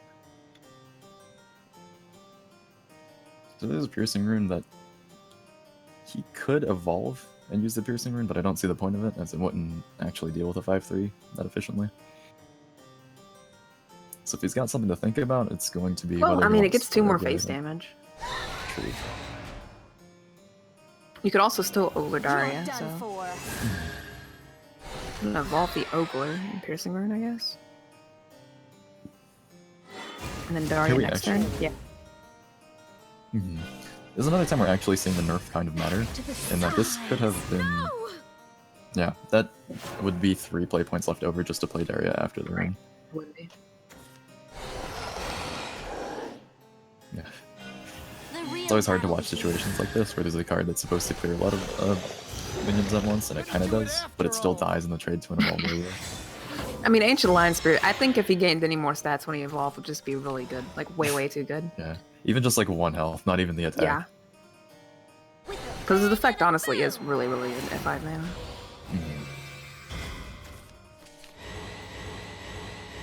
A single Ogler. And a Pot of Greed now. Slap that down for free. Could play Levi, evolve it for the Ogler. Who's as old as dirt. I think that's the plan. It won't be long The now. Clarks don't do anything anyways. Right. It's just like back Them is in for the sure old this turn, days. though, so... Assuming he curves into his answers the way he wants to. Actually playing around the Themis by not dropping the over.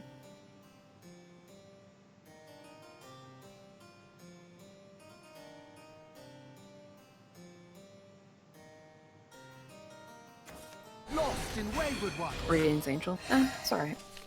Trades into the evolved body of Levi. Still taking 5 to face. Let us I think conclude. Gengar probably assumes that Daria would never have dead drawn that hard, Been laid. and he's playing around Themis, obviously, so... I'm all tuckered out.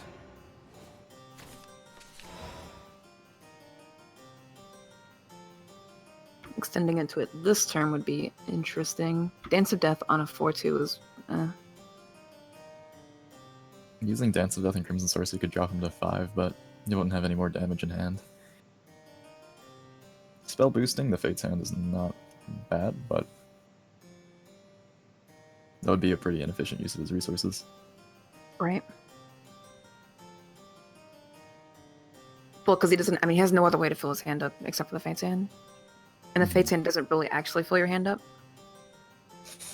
Like, he has Like such a Daria huge does. hand comparatively, but it's just all kind of low value, and it's not Yeah. really a lot of minions at once.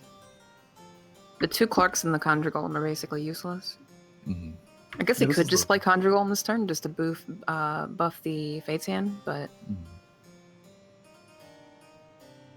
A piercing rune would be really handy here. Or at least I would give it use. I hate every time we think they're thinking we think the bug happened. Mm-hmm.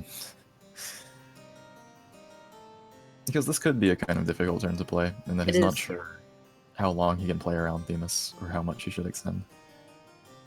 Because That honestly, maybe- by playing around Themis this hard, you basically put Themis in Gengar's hand. You give it to him by not playing this hard into it. Mm-hmm.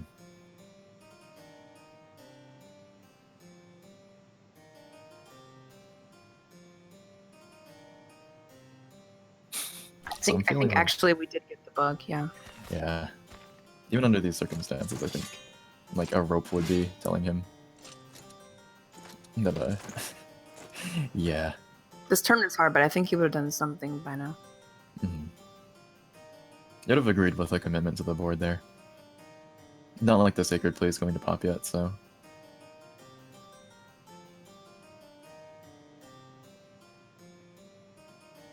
Unfortunately, it's like we just got the goblin in the hand we can't see again. I mean, we could just roleplay on what probably happened, and then Everyone's games are frozen. everyone's game. Okay.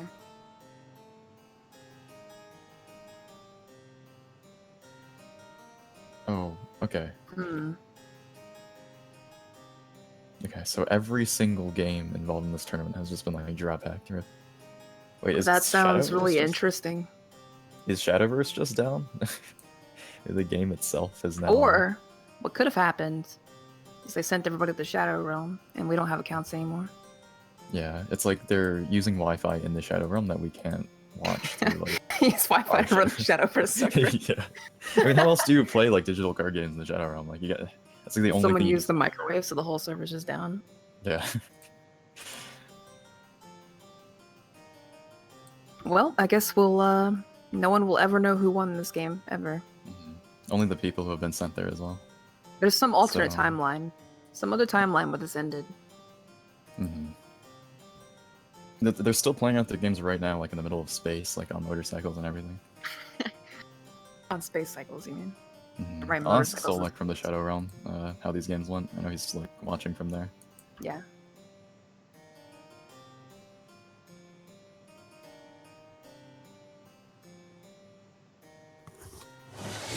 Oh, Wait. what? Whoa! Whoa! Whoa! He's back. Okay, okay. Okay. Interesting turn. Okay, Right. alright. Connectivity restored. He waited for the rope, stopped time in real life, ceasing like every game of Shadowverse in existence, and in the last moment played us like that. That was an IRL dimension shift we just saw him do there. That is, it's quite the strategy. We'll see if it pays out for him. Yeah, top level play, his opponent's still not even. Time is still frozen for him. It Yeah, seems. he doesn't the know way what's it going goes. on yet. He hasn't seen the play. Oh. So these are- fast. These three minions are like daggers being thrown, and then time stopped, and he's just staring at them. His mind hasn't caught up to the fact that he's dead and on board yet.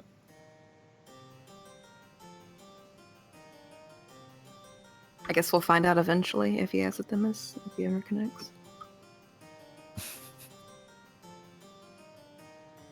What if we just like witness a drop hack, like in the middle of the tournament? Yeah. Like this is literally like a way to like we're just casting a drop hack. We just keep casting anyway, as he like his opponent cannot respond. There's like 3 Themises in his hand the entire time, but he hacked all of them, so he can't play them.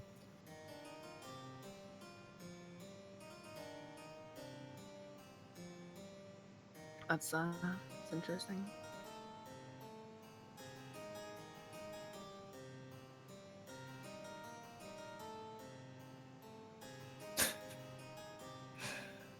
Some technical difficulties all over the place. Mm-hmm.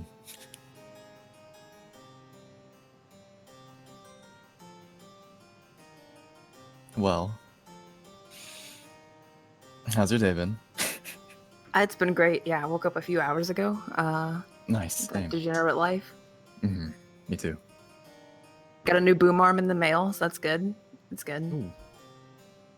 Those are useful. You know, it feels good. Is your Wi-Fi still been acting up lately? I remember I was trying to watch it. I'm on a wired connection, so. Oh, right. Is your ISP like still being mean? I don't know. Maybe. We'll see. I have to actually use the internet. Hasn't disconnected yet, but. I thought. Oh. Okay. So it looks like that was a server-wide technical difficulty with everyone being sent to another dimension there, but we may have recovered them. Looks like the matches are just going to be restarted. I think honestly, assuming that he did that on purpose was probably a good assumption, but yeah, apparently he didn't. I like to imagine he's like playing Shadowverse and like it got 8 monitors and every other player's like internet connections, like everything just hacked inside. Just the Naruto hand signs in all the games for you. Yeah.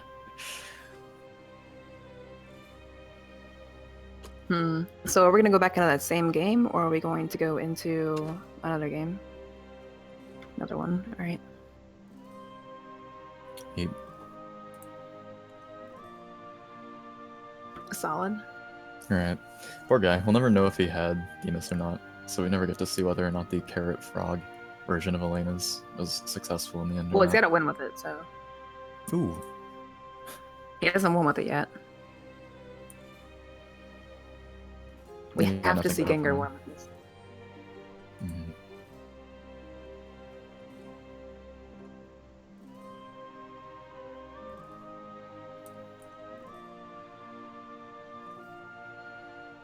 I honestly just want to see Frog win a game. I like Frog. Yeah, Frog sets up lethal on a board of like, what, 3 minions and a Melena's? That's the dream, man. Frog Cleric. Rich, you ever here pretending like he doesn't know what Frog Cleric is? Pain, go away. Only the best card in the game. Best card. Well, I mean, Frog Cleric probably is a Peppo, probably. Yeah. Can I call dibs on the ideas of making emotes out of that? Yeah, sure, go for it. Alright, never mind. I forgot you don't even like. If you ever get a sub button, got him. Ah. Got him. I'm out of here. I'm like, I'm going into whatever dimension they were playing Shadowverse in. It was low hanging fruit joke. I'm sorry. I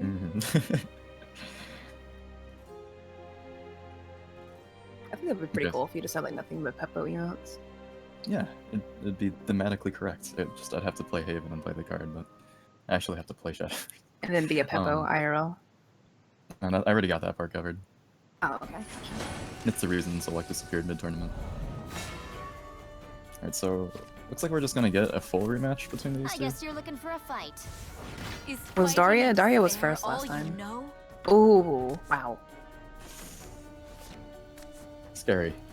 Scary opener. He's now going second, and he has a really good hand.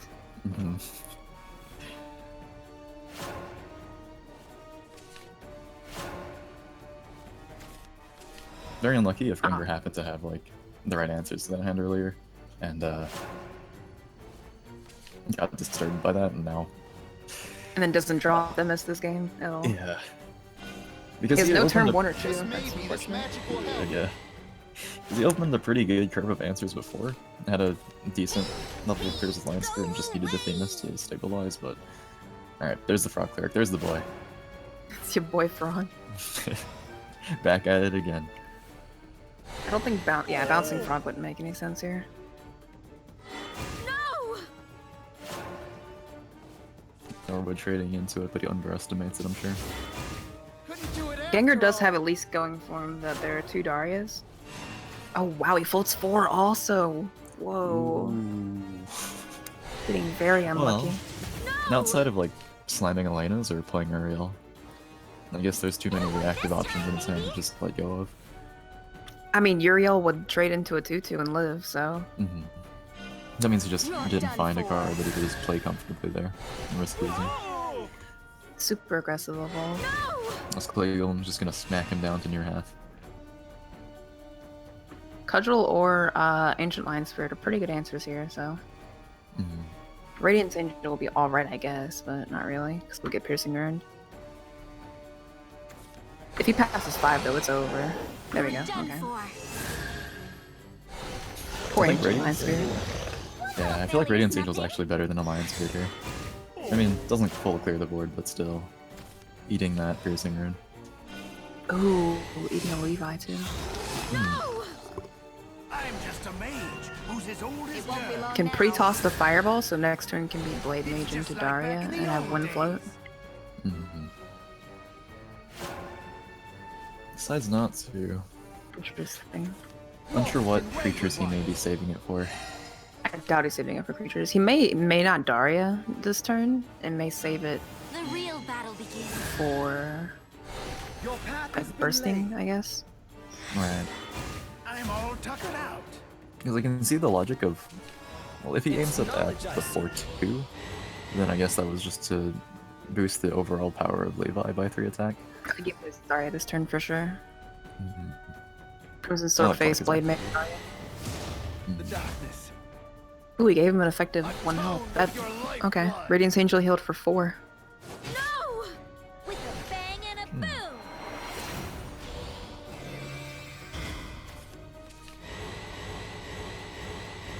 Oh, that's strong. That's really good. I saw a frame of the tilted Blade Mage in the chat, and it gave me all the info I needed. But going to actually play around Themis again this time. Right. Doesn't have a There it stable is. though. I lost? Yeah, right.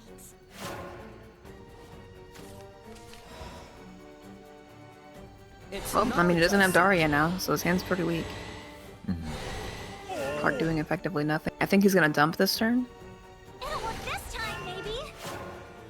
By saving the Blade Mage. Next turn he can Dance of Death into Fate's Hand, but that's not fast, it's just possible. Ooh. Second Themis.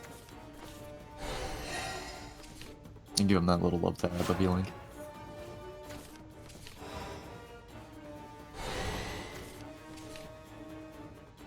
He has to dig. He can't play minions this turn. Never mind. He's gonna play Ogre. I mean, a third Themis is not going to happen, and he's out of Evolves, so...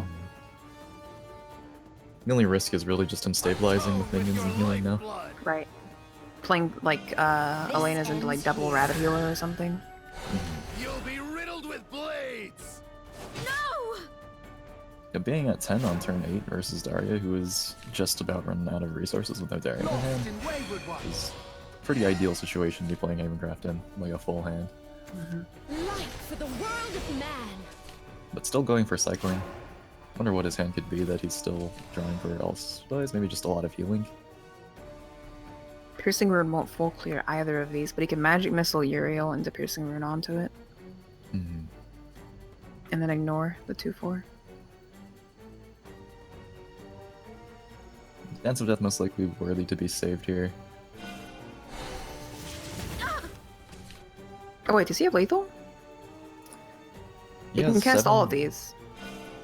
7 plus 5. Oh, he's 1 off. Never Yeah, mind. some of this 4. Eesh. Stop! No, he's Piercing Rune still. He's 1 off. That's so close. Yeah. I'm just a mage. He's done a who's lot as of... old I as see that he dirt. develops Board instead to just try to push the 2 damage now rather than Piercing Rune and then try to mount a 2/2 later, but if we can get a clear from Haven here, then like, a clear on top of healing here would push him back off the ladder. He has to heal. Like, 1 damage is not hard to come up with. Also, any Daria strong can be hard cast now, so... Well, if the last one, he only has 1 left. Right.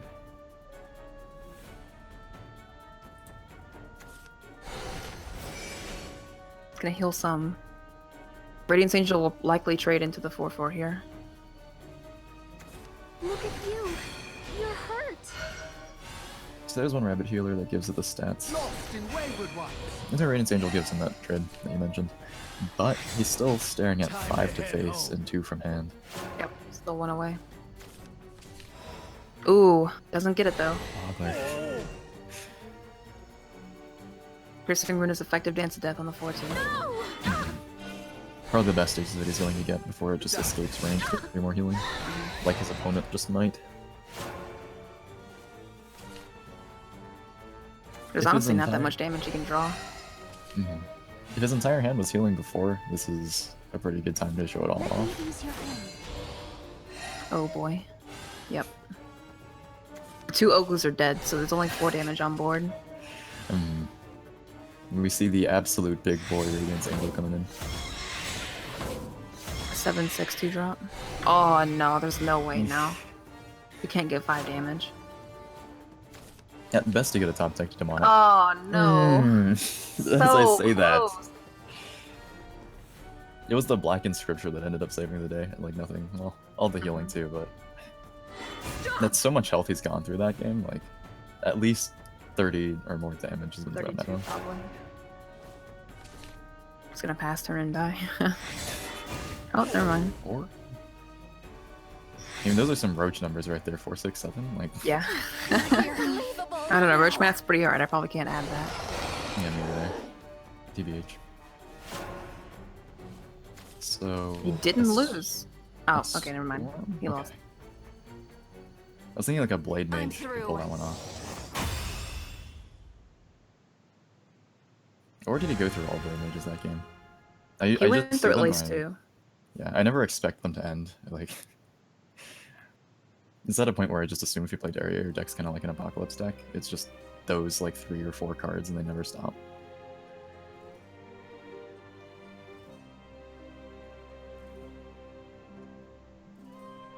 Gengar going to take that one.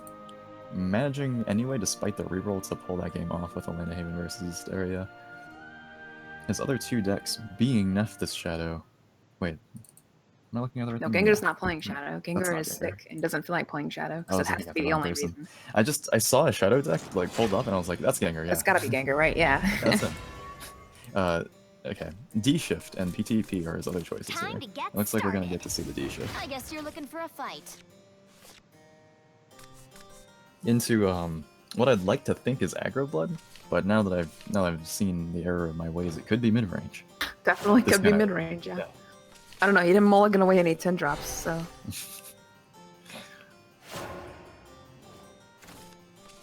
Going second, maybe a slight disadvantage is what he might want versus D shift with an aggro deck.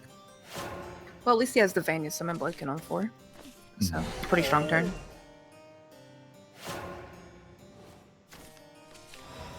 He's actually got a really, really good hand. And Claygloom slows it down just a little bit because had his opponent missed turn 2, then that was 3 damage going at face. Maybe it still is, and he's just gonna let his opponent kill each other.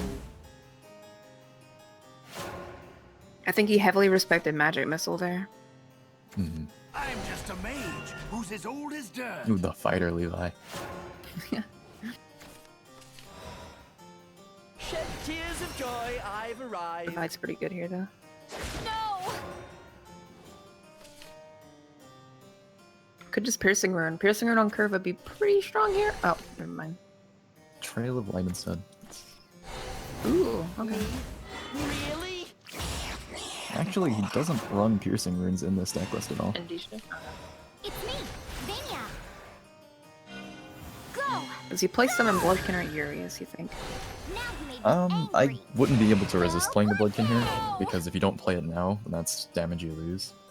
As opposed to you can play Urias whenever, it's probably going to be the same effect versus D shift. You don't really expect Fire Chain or anything, so it's not like the one extra effective health matters. Which I can confirm he doesn't run here either. Looks like there's no board clear effects in this. This is your fate.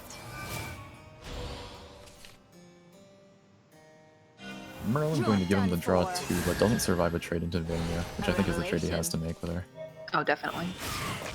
You just think you beat me.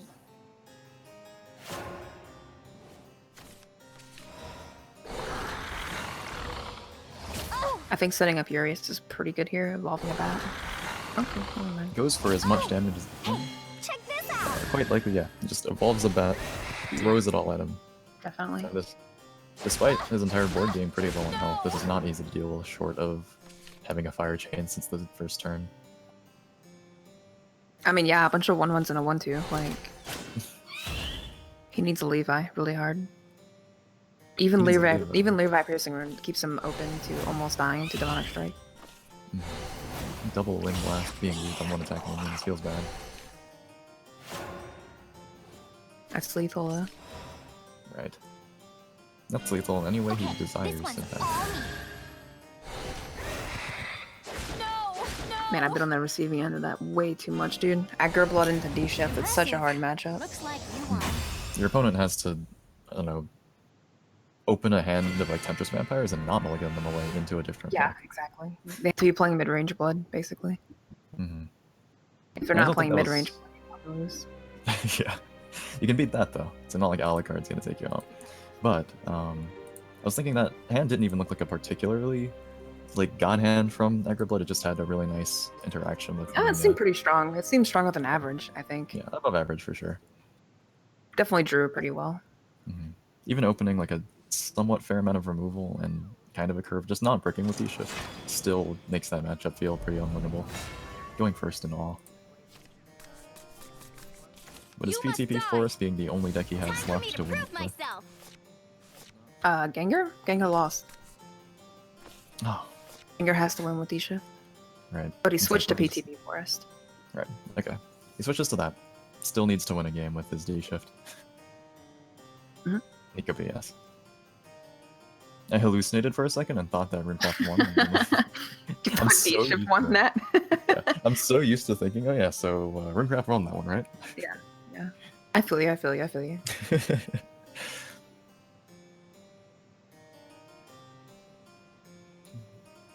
So I feel like he's still got a mulligan going, and Yeah, we saw Gengar's mulligan. He mulligan too, so.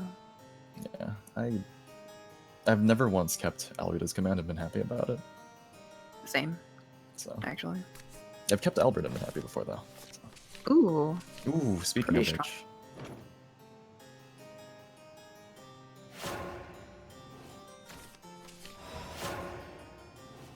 So misses a 1-drop, but should be fine. Still has a really strong curve here. Well, these mid leaders are making it weaker. Leave this to me.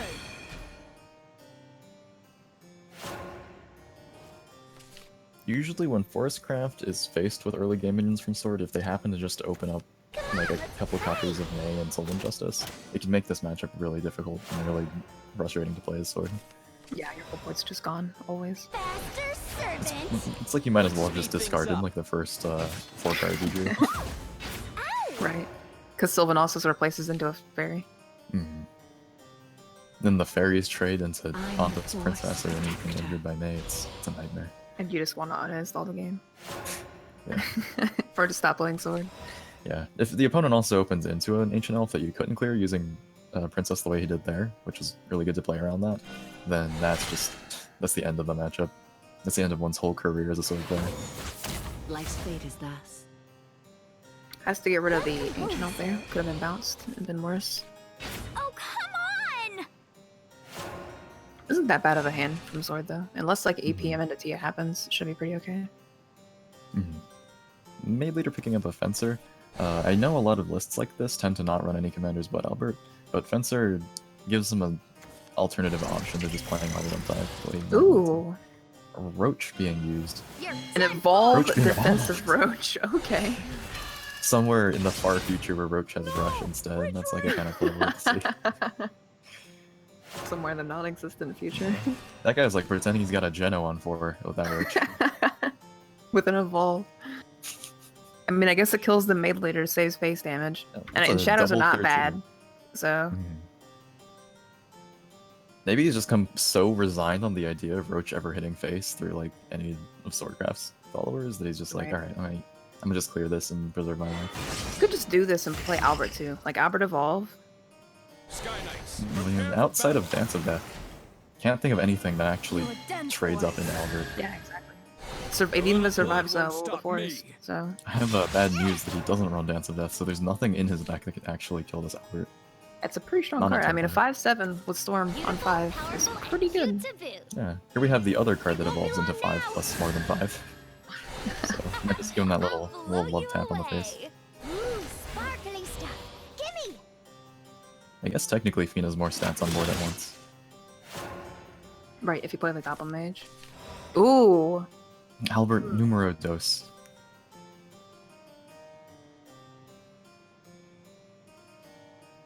There's a decision to be made here. He didn't make it, okay. Mhm. I was gonna say, he could have just evolved that Albert and gone face for 10.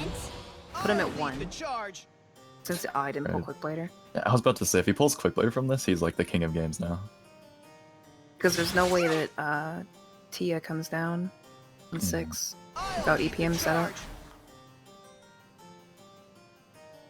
Going wide may feel good, but that's what 2 plus 2 plus 4. That's 8. Will on the board Forest and- destroys this board. Right. All it needs is the trade from Goblin Mage. Right.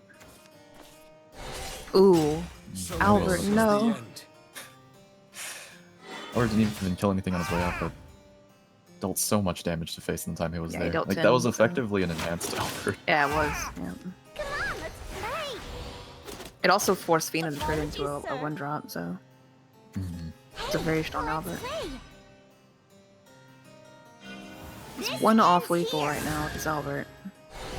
All it would take is another Quick Blader. Such insolence. But strained for that, even if he just sends this Albert face, that's going to be difficult to deal with. But that's not it. Watch this. I guess I kind of like this. You just have to stall to Albert. PTP's not killing you, so He even has the option of just using the Evolve next turn, because Albert will satisfy this lethal either way, as long as his opponent doesn't Fairy Beast, which he doesn't run. You wouldn't. I'm the force. Right, he does not run Fairy Beast. But he's got the Ancient Elf. Come on, let's play. it's fine. Enhanced Albert would still clear that.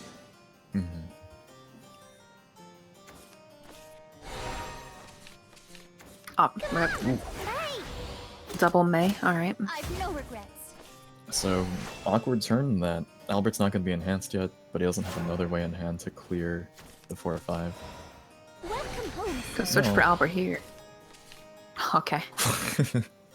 Alright, the man himself might as well be the leader of this faction. It won't be long By far the now. most important card, coming in to clear the way. A little blood won't stop That's going to me. be 2 Ancient Elves, and Ancient Elves the only way out of not dying to the next one. Life's Right. fate is thus. Because the next one enhances 6 anyway. It's not going to matter if it's evolved or not. I think rather than even just trying to play a PTP deck this game, this is just going to deal with So Albert's this puzzle. is the end. Literally, yeah. Away from here. Oh, he pulls it to you. Oh, Alright. Tia. Yeah. Let me retract my statement about Ancient Elf being the Never only get answer. near the princess. So Albert into the Tia will clear it, but then Albert is targetable. Then that's all 3 Alberts as well. Apologies, That's sir. true. I think it's his only play though, honestly. Prepare Yep. for battle. Just has to pray his opponent can't find some answer for Albert here. Just 5 play I'm points. sorry, Tia. 5 health. He needs 3 damage, which is Ooh, sparkly. yeah. I pulled a roach Gimme. for sure. Mm-hmm. Ooh, nice, clear answer. If he bounces Tia this turn too, So this That'd be is pretty the yachi end. of him. But he has no damage in hand left over after that Albert. Just a Fence and Perfect Soldier. It doesn't really set up anything against this. could tap that double Aoitas. Ooh, okay, okay, That's half of it. okay. That could go straight into an Allidas. Is that a strict misplay? That is... Not buffing the Fervent Soldier. Mm, Isn't it better, think- like strictly better to have a buff Fervent Soldier there? I don't think there's anything that punishes being a 3-3 instead of a 2-2. That's... Yeah, Well, I if he guess that saw was his... an ordering issue. Mhm. In fact, If he- actually, that was a 4 damage Will of the Forest, so it would have lived. One of them would have lived to force the Water Fairy trade. You wouldn't. Very interesting. Unfortunate. Is Also- there justice? Run away. Can't target Wholesale Swing of Face though. Yeah, unfortunately.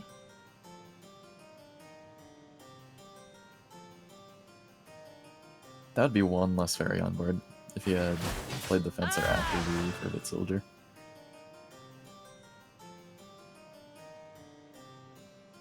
He's probably not dead this turn, but... Oh, wait, never mind. Might be. What if they had 2 more shadows needed? If he finds a roach, it's over, actually.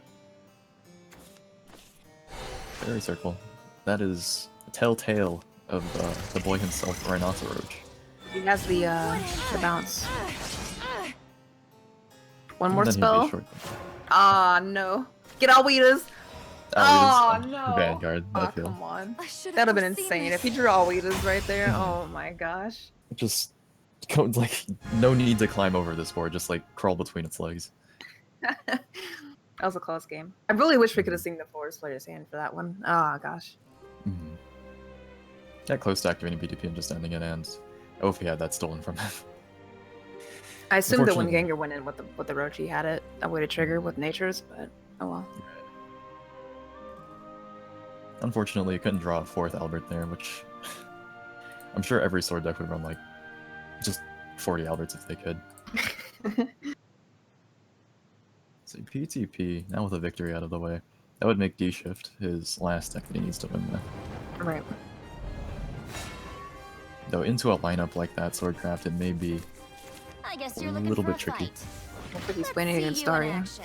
So, ooh, that's a really good Darien. I don't think I'd get any of that. 2 spell boosts, a curve on turns 1 and 2 going first, was it? I think he was, yeah. Especially if he draws into something like an ogre here.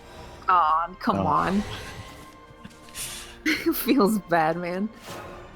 Best possible hand, and then you get Dariad. That went from so good to so disappointing. Yeah. And like If he draws the third one, it's over. He'll lose, Yeah. for sure. a single refresh versus these draws probably feel tense now. I've never like imagined this feeling before. It's like playing Minesweeper with your own deck. he has the button on the concede. Mm-hmm.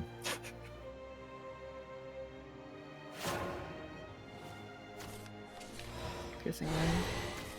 I don't think Kaleidoscopic Glow is going to hit anything but the golem here. Yeah, it's not gonna hit anything. So I mean, his D-Shift hands is content with just playing spells on its own cards and then passing, so... probably can't believe it's gotten to turn 4 and his opponent has played nothing yet. Yeah. No creatures yet. It's like, are you okay? I can already evolve. Like, is this what you wanted? Did you tech out your Adaria? Like, Are you playing cards? no sideboard allowed.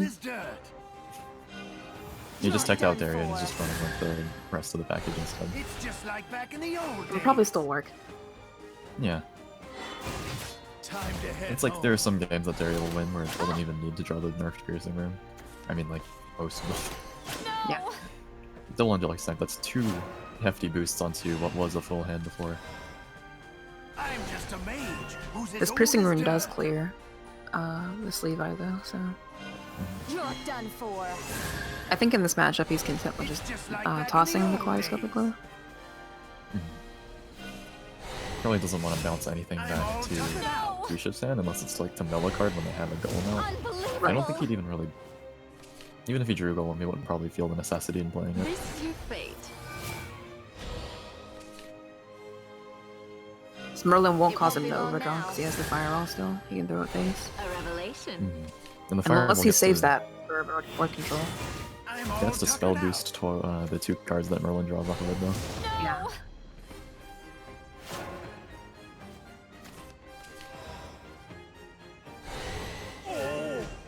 Atone with your life Saves that Daria. Hand's starting to feel a little awkward. The parts of it other than Daria are pretty slow. He's just playing 2 fighters every turn. And this is about the time when I'd say that D-Shift's hand is probably stabilized. He probably has found what he needs, and is now just looking for things to throw removal out on. I mean, he has to start thinking about combo, like at least next turn after. Mhm. We With an haven't seen a evolved sorcery catch the whole game though, so Unbelievable. True. With his opponent at 14, he just needs 1 flame... Well, 1 flame destroyer and 2 D-Shifts, or 1 D-Shift and 2 flame destroyers at this point. ooh, pre-dumps goes one for it. flame destroyer This defensively. ends here. I was about to say, is he just gonna... Did he cheat out like a 0-cost D-Shift in his hand? I'm just a mage who's as old as dirt. So we're going to It won't be lose the long 9-7 now. into the Dance of Death, but It's just Maybe like his back in willingness the to commit old it. days. I can never tell if it's out of fear of the D-Shift player, or if they just have one that they don't mind losing. I imagine it's just having one you don't want losing. Just not holding their removal for it. I'm all Or not tuckered wanting to out. win blast, something that's not Daria, right? True. And playing out for some tempo like that forces the opponent to commit a little bit more to board to try to clear it. So that gives him more targets for his own removal in hand. He definitely has combo next turn. There's no way he doesn't. Yeah, even outside of needing Sorcery Cache, he has cycled like 5 times this turn. If he doesn't kill Blade Mage, though, I think he could actually die pretty easily. Daria just needs 3 damage.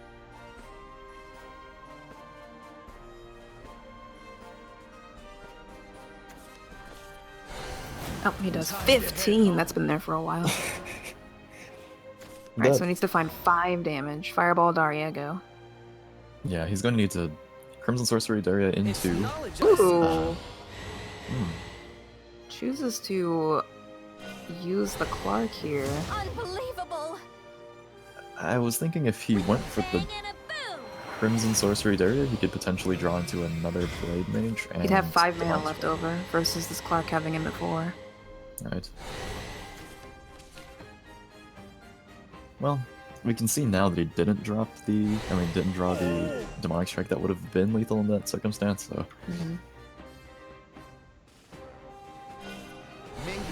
I mean, you have to expect combo this turn, though, so... This is gonna go all for it anyways. Atone with your lifeblood. I mean, maybe. Wow, he doesn't have lethal in hand. Gengar! Oh no! No need to concede because sometimes the opponent loses to themselves, and that may have just been what happened there. Poor Gengar. If he was in a situation where he was thinking, even if I draw something, I still lose, then maybe he actually felt afraid when he was playing the Flame Destroyer, and that was his only one. He just felt he'd die if he didn't. Oh, it's really unfortunate. I feel like he boosted so much that I felt like he had combo. Yeah, when you see like a 15 damage Wind Blast, that's like... It's not the Wind Blast you fear, it's the 15 spell boost on a card in hand, and you're like, that's a D-shifter next to it, Looking for a fight. In the backseat there. Or even with like a 12 boosted D-shift is pretty strong. Couple that with a few. So... I almost want to say it could be more difficult for him to play out this matchup into Aggro Sword going first with D-shift. Oh yeah, definitely. Yeah. I've heard hearsay that this is actually just the nightmare of D-shift, it's worst matchup. It's one of them, yeah. I mean, aggro anything just runs through D-shift right now. Always has, really. And if he's running Trail of Light also really bad for this too. Right. 100 Golem could be helpful, but his opponent's running 1-2, 2-1 here. For 4 minions in the first like 3 turns. It's gonna be really rough. If he Quick Bladers, Conjure Golem into Kaleidoscopic Glow, Angelic Snipe is probably his best play here. Takes a lot of damage off of the board. Oh, Ice Form is okay too. Yeah. That's 4 damage he's playing around, and now can evolve next turn. Faster servant. Let's speed things up. His curve is so aggressive though, Jesus. As long as he doesn't, I don't like watching people throw minions into ice forms ever since that Viking. No, and I was thinking, please do not throw into quick. The AI does that. It's pretty funny. New AI missions will do that. I mean, I think the AI throws like infinite minions into Mordecai for some reason. Does it? That's hilarious. I know the Force one ignores Urius. If you'll keep summoning things and killing itself. How's the AI gonna understand Heavenly Aegis when that comes out? Like, it's not going to probably. Ugh.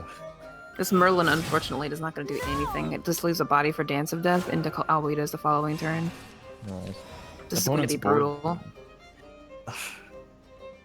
And having a offensive as an option here as well. Whoa, okay.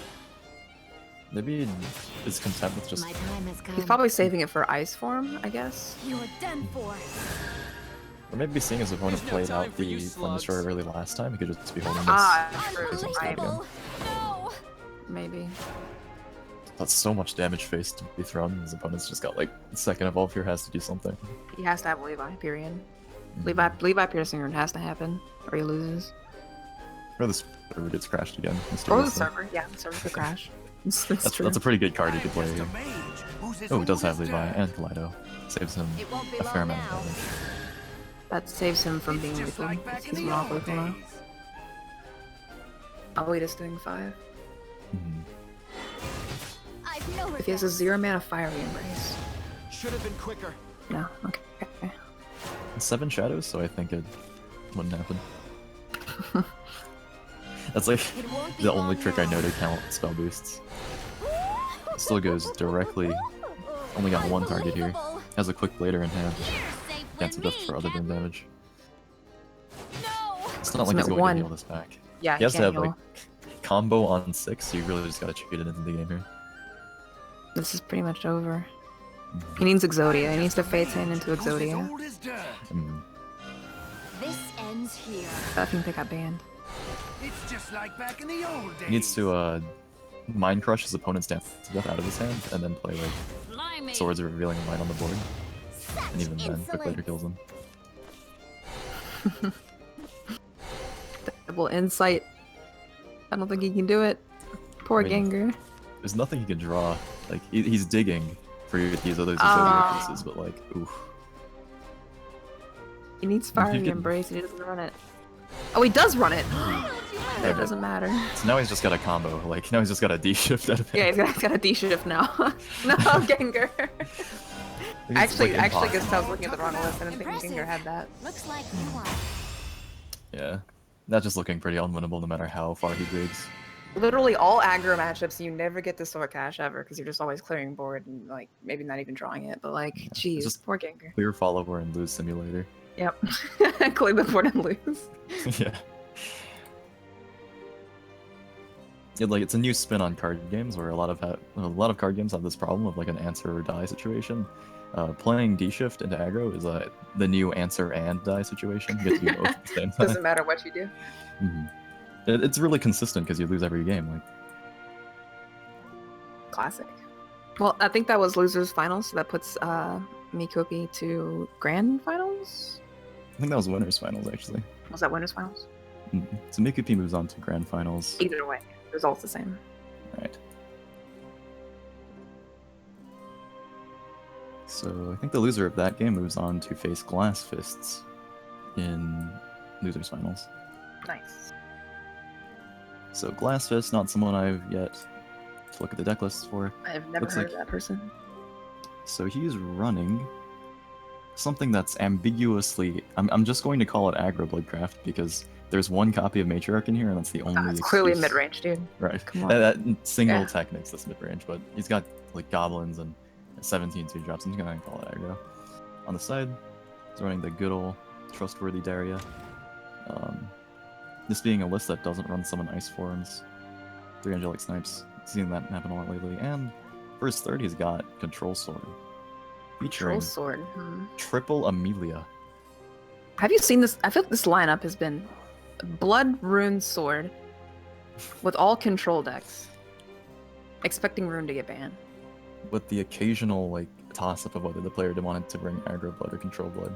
Well, it's obviously mid-range blood, clearly. Oh yeah, mid-range blood, you know. Remember, You just- Senpai Richie taught us mid-range blood, so Right. that's really interesting. Like, NA players love blood. Like, what's the win rate for it in top 16? I'm gonna check that out. I remember in pools or in Swiss it was actually dominating. But it It's looks 45% in Like 20. top 16. Yeah, 20 games. Swords at Swordcraft 62. Holy. Mhm. It's doing pretty well. Those two classes have been like competing for top win rate since Swiss. I remember Swiss started with Swordcraft at like 56% and Bloodcraft at like 47. I mean, by to the be end of fair, it- aggro sword is really good right now. Mhm. Mostly you because can- of Albert. Yeah, if you can get to top 16 with like a Swordcraft list that's like aggro, then you start to run into all the decks that made it top 16 that are supposed to work really well like D-Shift, and then you just kick them over, and like you're the tidal wave that crashes over their sandcastle. Like, no. Poor Sandcastle. Dragoncraft still with the 60% win rate, but hasn't been played for a single game since I last said this. Yeah. 5 games total. Yeah, maybe like at this point I'm just thinking it got eliminated at like 60%. It's banned. Yeah, those Blood two. is 54 in Swiss. That's really high. I mean, Hmm. we actually have 4 factions 50 or higher in Swiss out of 270 plus games. The only class that was really struggling in Swiss was Shadowcraft, but Yeah. hard to analyze that because I saw a lot of aggro Shadow alongside Nephthys, and they're very different decks. True. Same with Sword, actually. Even though it has a really high win rate here, I'm noticing I can't expect it to be aggro or control. Well, to be fair, I mean, Daria Rune still kept the 50% win rate between all the Daria Runes and D-Shifters, so. Mhm.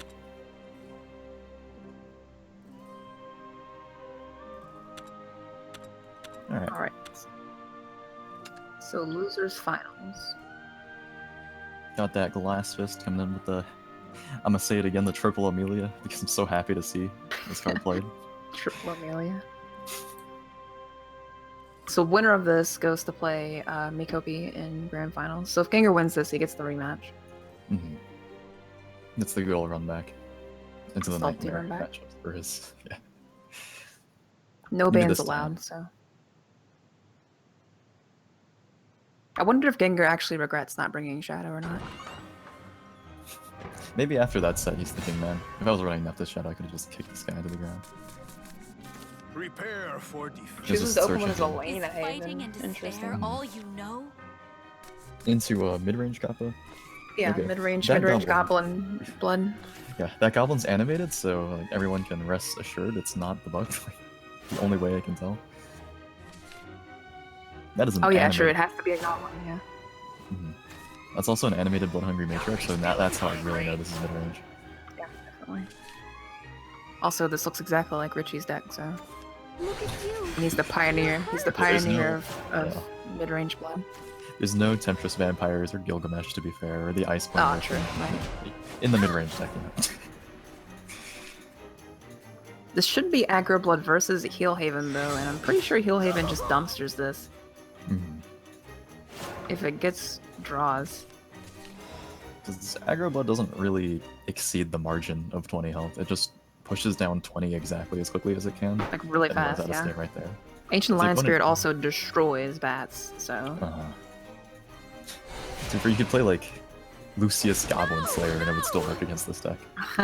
It's like the only deck that still plays by the rules of extremely fragile small Light minions. for the world of man. Yeah, unlike Daria, who gets the minions out just as fast, but they're all really, really buff. Yeah, they're all 4 drops or higher in stat curves. Back to the sky. Just to the full board, though. Probably gonna evolve the bat, because putting everything on one minion would be... Yeah, there's no... Never mind the Richie Yeah. strategy. Okay. Learns from the best. Learns from the master Learns of from the best. the one who made this deck archetype work in Masters. Giving him the how to play guide too. Give him that. Doesn't play around dungeons. So Ancient Lion Spirit. Oh, it doesn't have Lion Spirit. Oh, that's huge. He doesn't That's play the around. heavy game, actually. Yeah. You're done for. That's so much damage aimed at him. He's at No. 3. Your path has been laid. That could be one more damage aimed at him if Yeah, if you'd evolved the actually, yeah, if you'd evolved the bat, that could have been even more damage. That could have translated. Oh wait, it's a 5-man, not 6. Never mind. I thought implants are evolved after this turn. Tears of joy, It's going I've so fast. arrived. Witness the power. Okay, so now he evolves the bat. I think that one miss damage could actually make a huge difference coming up. True. I mean, I don't know. Richie did it. It must be the right way to do it. If he... Black So, like- inscripture on the bat. That's huge. Actually, would that have been better on Vite? Oh yes, too. Can we see a trip? No. Triple black inscripture.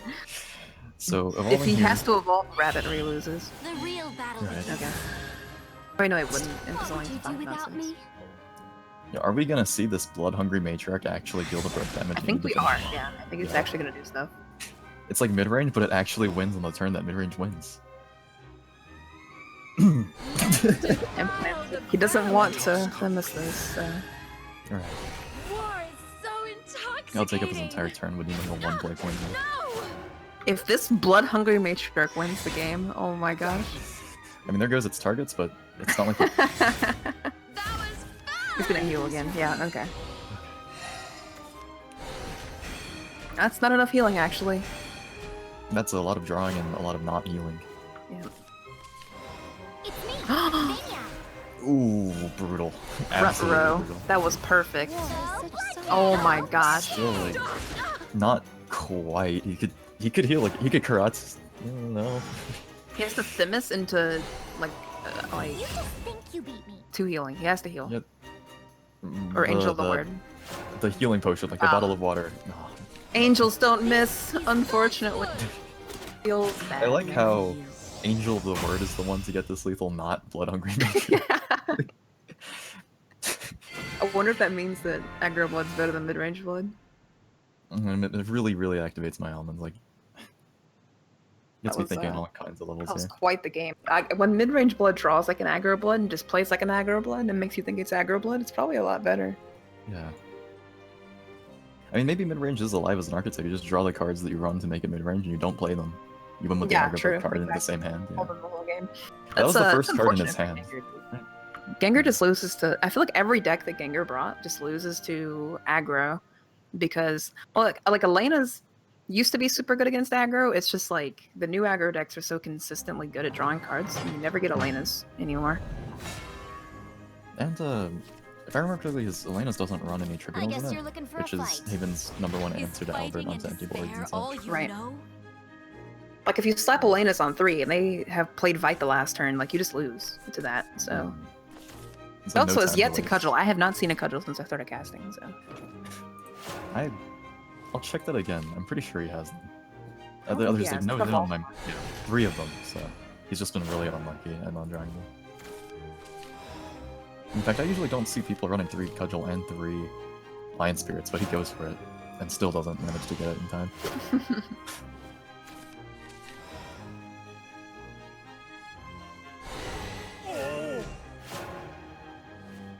So you can Daria, try it. another super aggressive deck. He was able to barely last that against Daria last time, but that involved like a double Daria in the opening hand. Right. Honestly, I feel like this has to go Gengar's way. Like, Heelhaven into Daria is such a good matchup for Heelhaven that I can't see Gengar losing this one. Yeah, and this is like the one matchup It's that you knowledge I just seek. should, by all means, win.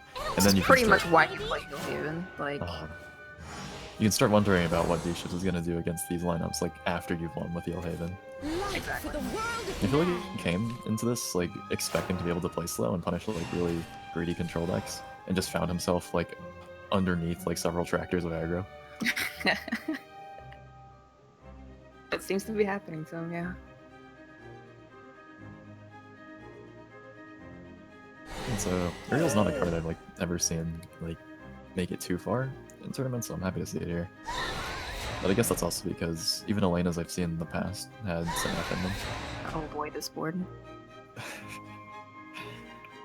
So Floral Fencer is a card, right? That's like I that's think so. what we once thought Done was. for. He splits up the stats this time. Maybe he heard us Solid. betraying the Richie strategy. I will still die to Ancient Lion Spirit, but well, I guess it would have died anyway. The Ogler still would have lived. Actually, it might have been better to evolve an Ogler there, because the Ancient Lion Spirit would have killed itself on an Ogler. He has 3 play points to do something. The Rabbit Healer, if on Evolve, can only survive a trade into one What of would you do the without 2/3s or 2/2s. And there's a Piercing Rune in his hand, so Yeah, this you just is... kill the, yeah. Well, if you don't kill, if you leave up both Oglers and the 4/1, you're looking at like 12 damage from just Oglers. So Still, not having a proper answer to this board leaves him so low after just this one round of attacks. Hopefully points he has are a really, Thanos really in hand. against Thanos.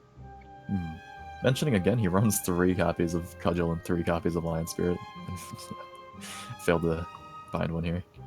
You might want to like evolving the emulator dodges Lion Spirit, It won't be but long now. okay. Who needs it? Well, evolving the Ogler makes the Lion Spirit trade into it and die in the process. It also Yeah, the makes Ogler Ogler there. look at Ogler, so Yeah, I was about to say. not famous. Yeah. Alright. How interesting. If he had a Daria for this turn, this would be It's so knowledge over. I seek. I'll play Clark out. I don't think there's even a neutral 2/3 body that I can make a joke about. It's like Mercenary Drifters, like the 1/3 cost. Evolving this seems weird, but he might. He could be trying to make a read on his opponent and didn't Daria that turn. So maybe he's trying to figure out, does that mean he just doesn't have it? And do I Right. still need to evolve? But safe to evolve here and assume the worst. Because if he has a Themis in hand, he can still play around it. How He can just kind of go safe interesting. and build up a board here. Oh my god, this damage. Could just double Piercing Rune this into Angelic Snipe. Yeah.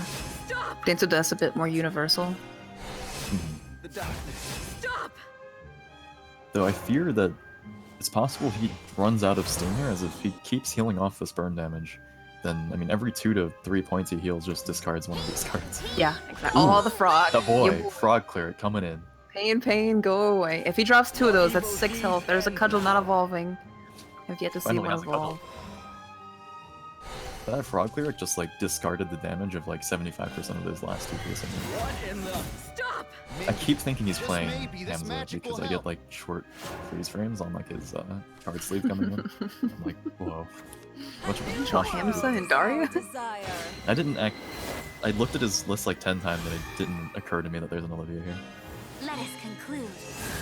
It's not exactly That's- a weird card in Elena Haven. It's really good for him since he seems to have this problem where he doesn't draw cudgel or lines for that curve, so now he has them in case he needs them. This is really bad though. Gengar is stabilizing because nothing is being drawn here. This time, maybe. He hasn't actually budged his health total in the longest time. Hey, the card that he built his deck around. Here it is, finally. This is the Another. first Oh time. my gosh, yes. The frog cleric supporting the other frog cleric, it's beautiful. The symmetry. Pain, go away. Made it turn around. Yes, symmetry. I love how just some random cards, like a bronze, like frog cleric, can have so much artistic detail, and then it has 2 different like Just maybe pictures this for it, magic will instead of help. just a mirror with some This edits. ends here. I love Flock. Stay away from the academy. I mean, the animated version of it looks like he's just absolutely wreaking havoc. The evolved form. This is where, you know, like the game's over. Like Elena, it's hard to come back from against Elena at all. If he evolves that face, that's a 7. No, that's an 8/8 frog cleric. Like, Yeah, it's a big it frog. could trade into a flame destroyer like That's level. easily.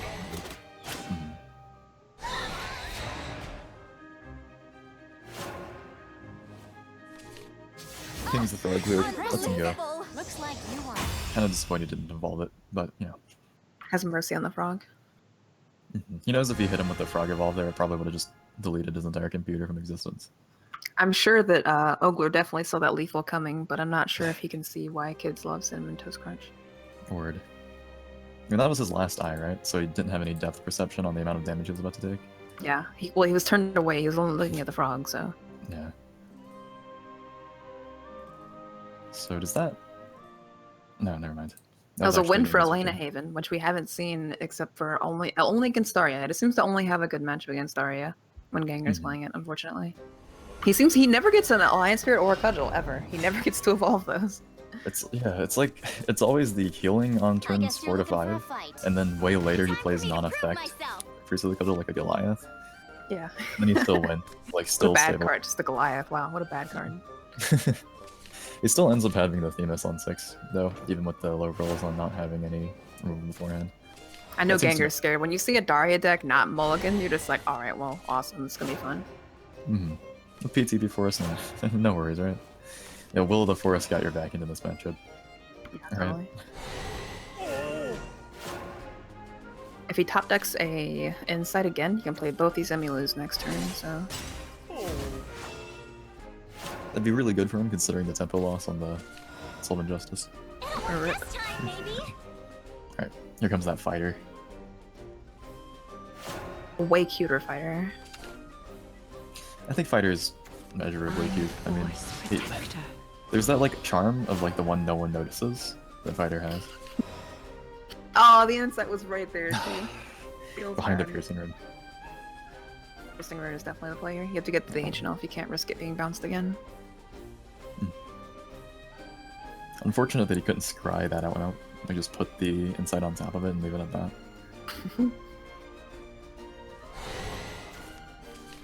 Whoa, Insight okay. leaves up This time, maybe. the Ancient Elf. That is interesting. Maybe concluding that on 5 play points, he'll have Piercing Rune playable with Levi and the Crimson Sorcery, so he's not too worried about it. He also chose to draw dance of that, Guide so... me, Elder Tree. One little failure's nothing. One little failure's nothing. It's pretty good, though. I mean, Levi, Piercing Rune, Fireball. Perfect clear here. I don't think he wants to Fireball a 4-3, though. I'm just a mage who's as old as dirt. You're done for. True, not into PTP Forest. It's Or he just like should be back the in aggressor old here. days. Life's fate is Oh, thus. come on! I think he might go for it though. Yeah, I mean it saves Levi from dying, so. Magic.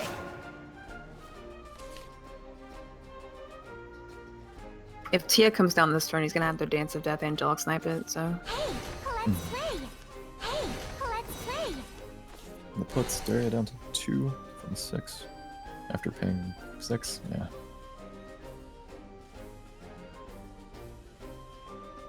So plays 2 normal fairies rather than the bigger cost ones. Or did I? Was I staring at his hand too hard there? Did he play those 2 instead of Glimmering Wings just now? Yeah, Glimmering Wings, yeah. Okay, gotcha. Come on, let's play. Could play a defensive roach here on 2. Hey, let's play. We've seen the It won't be long now. ultimate defensive roach come out of them like a Jenna before, but So sparkly. Never mind, just evolving a fairy. Okay. I'm all tuckered out.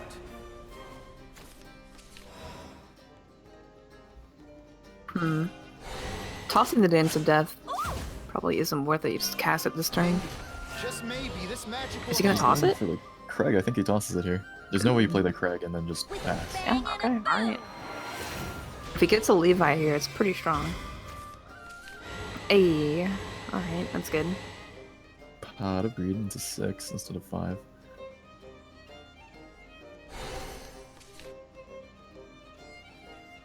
There's a Sleeping Blade Mage, but looks like Levi is probably just going to be the best option for him here. Right.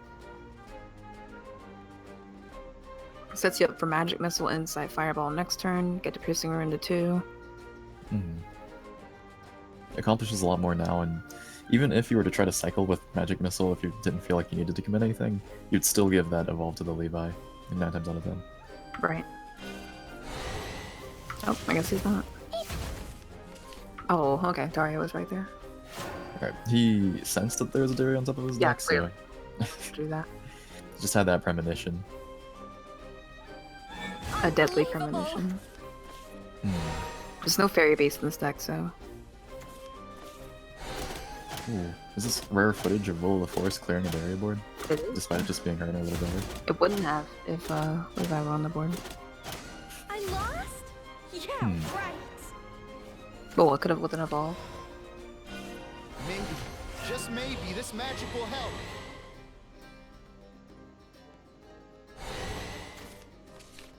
So going for the path of boosting the Daria, Craig into Conjugal is pretty good here. You just save Levi for next turn. Maybe, just maybe, this magic yeah, will looks help. like that's going to be it. Or he is going for a Gonna Blade Blade Mage instead. Atone with Yeah. your lifeblood. Yeah. The only thing that could confuse me about this is if we evolve the Blade Mage now. Never mind. Nah, that wouldn't make any sense. Evolve for 2 instead of 3 from hand? Like, come on.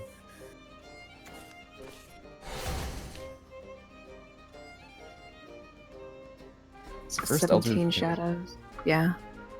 on turn 7 a little bit slow. He has 2 more shadows than Daria does. Beautiful, powerful, and cute to boot. This ends here. Fina probably gonna play the Goblin Mage just for the board. Time to head home. Ooh, Yeah. In sparkly the stuff. trades. Gimme.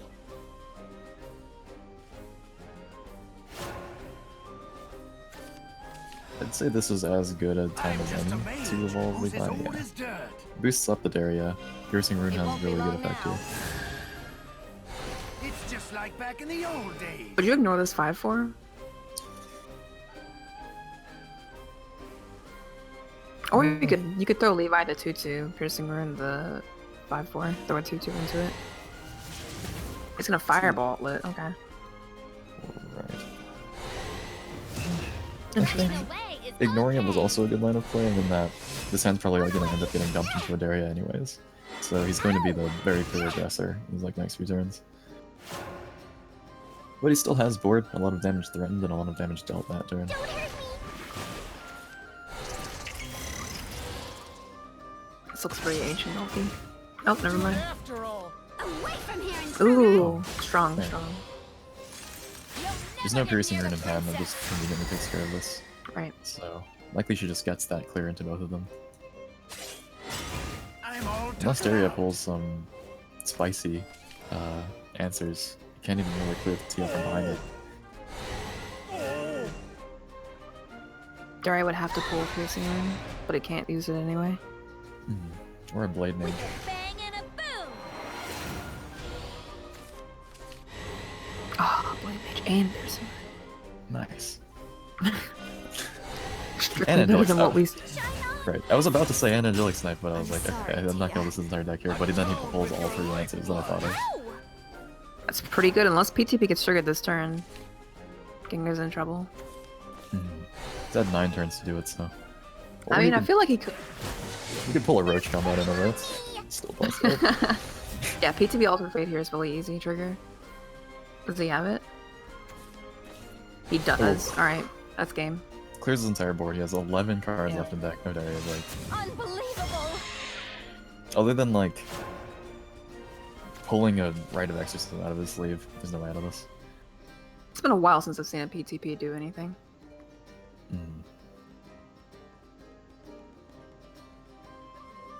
That should be game though. I mean, Daria without Piercing Rune being useful. Daria doesn't really have the out-of-hand damage for this. Yeah, there's no followers that survive that. So at best he could play the Daria and hope his opponent allows That's why him you play to... Flame Destroyers. Right. With a bang and a boom. I feel like Flame Destroyers really shine in tournaments rather than on ladder. Just in situations like this where you're not always facing aggro. Goes for the Daria. Interesting. I mean, he gave him cards. Angelic Snipe reduces the other 2 so he can lose them both to PTP next turn. Exactly.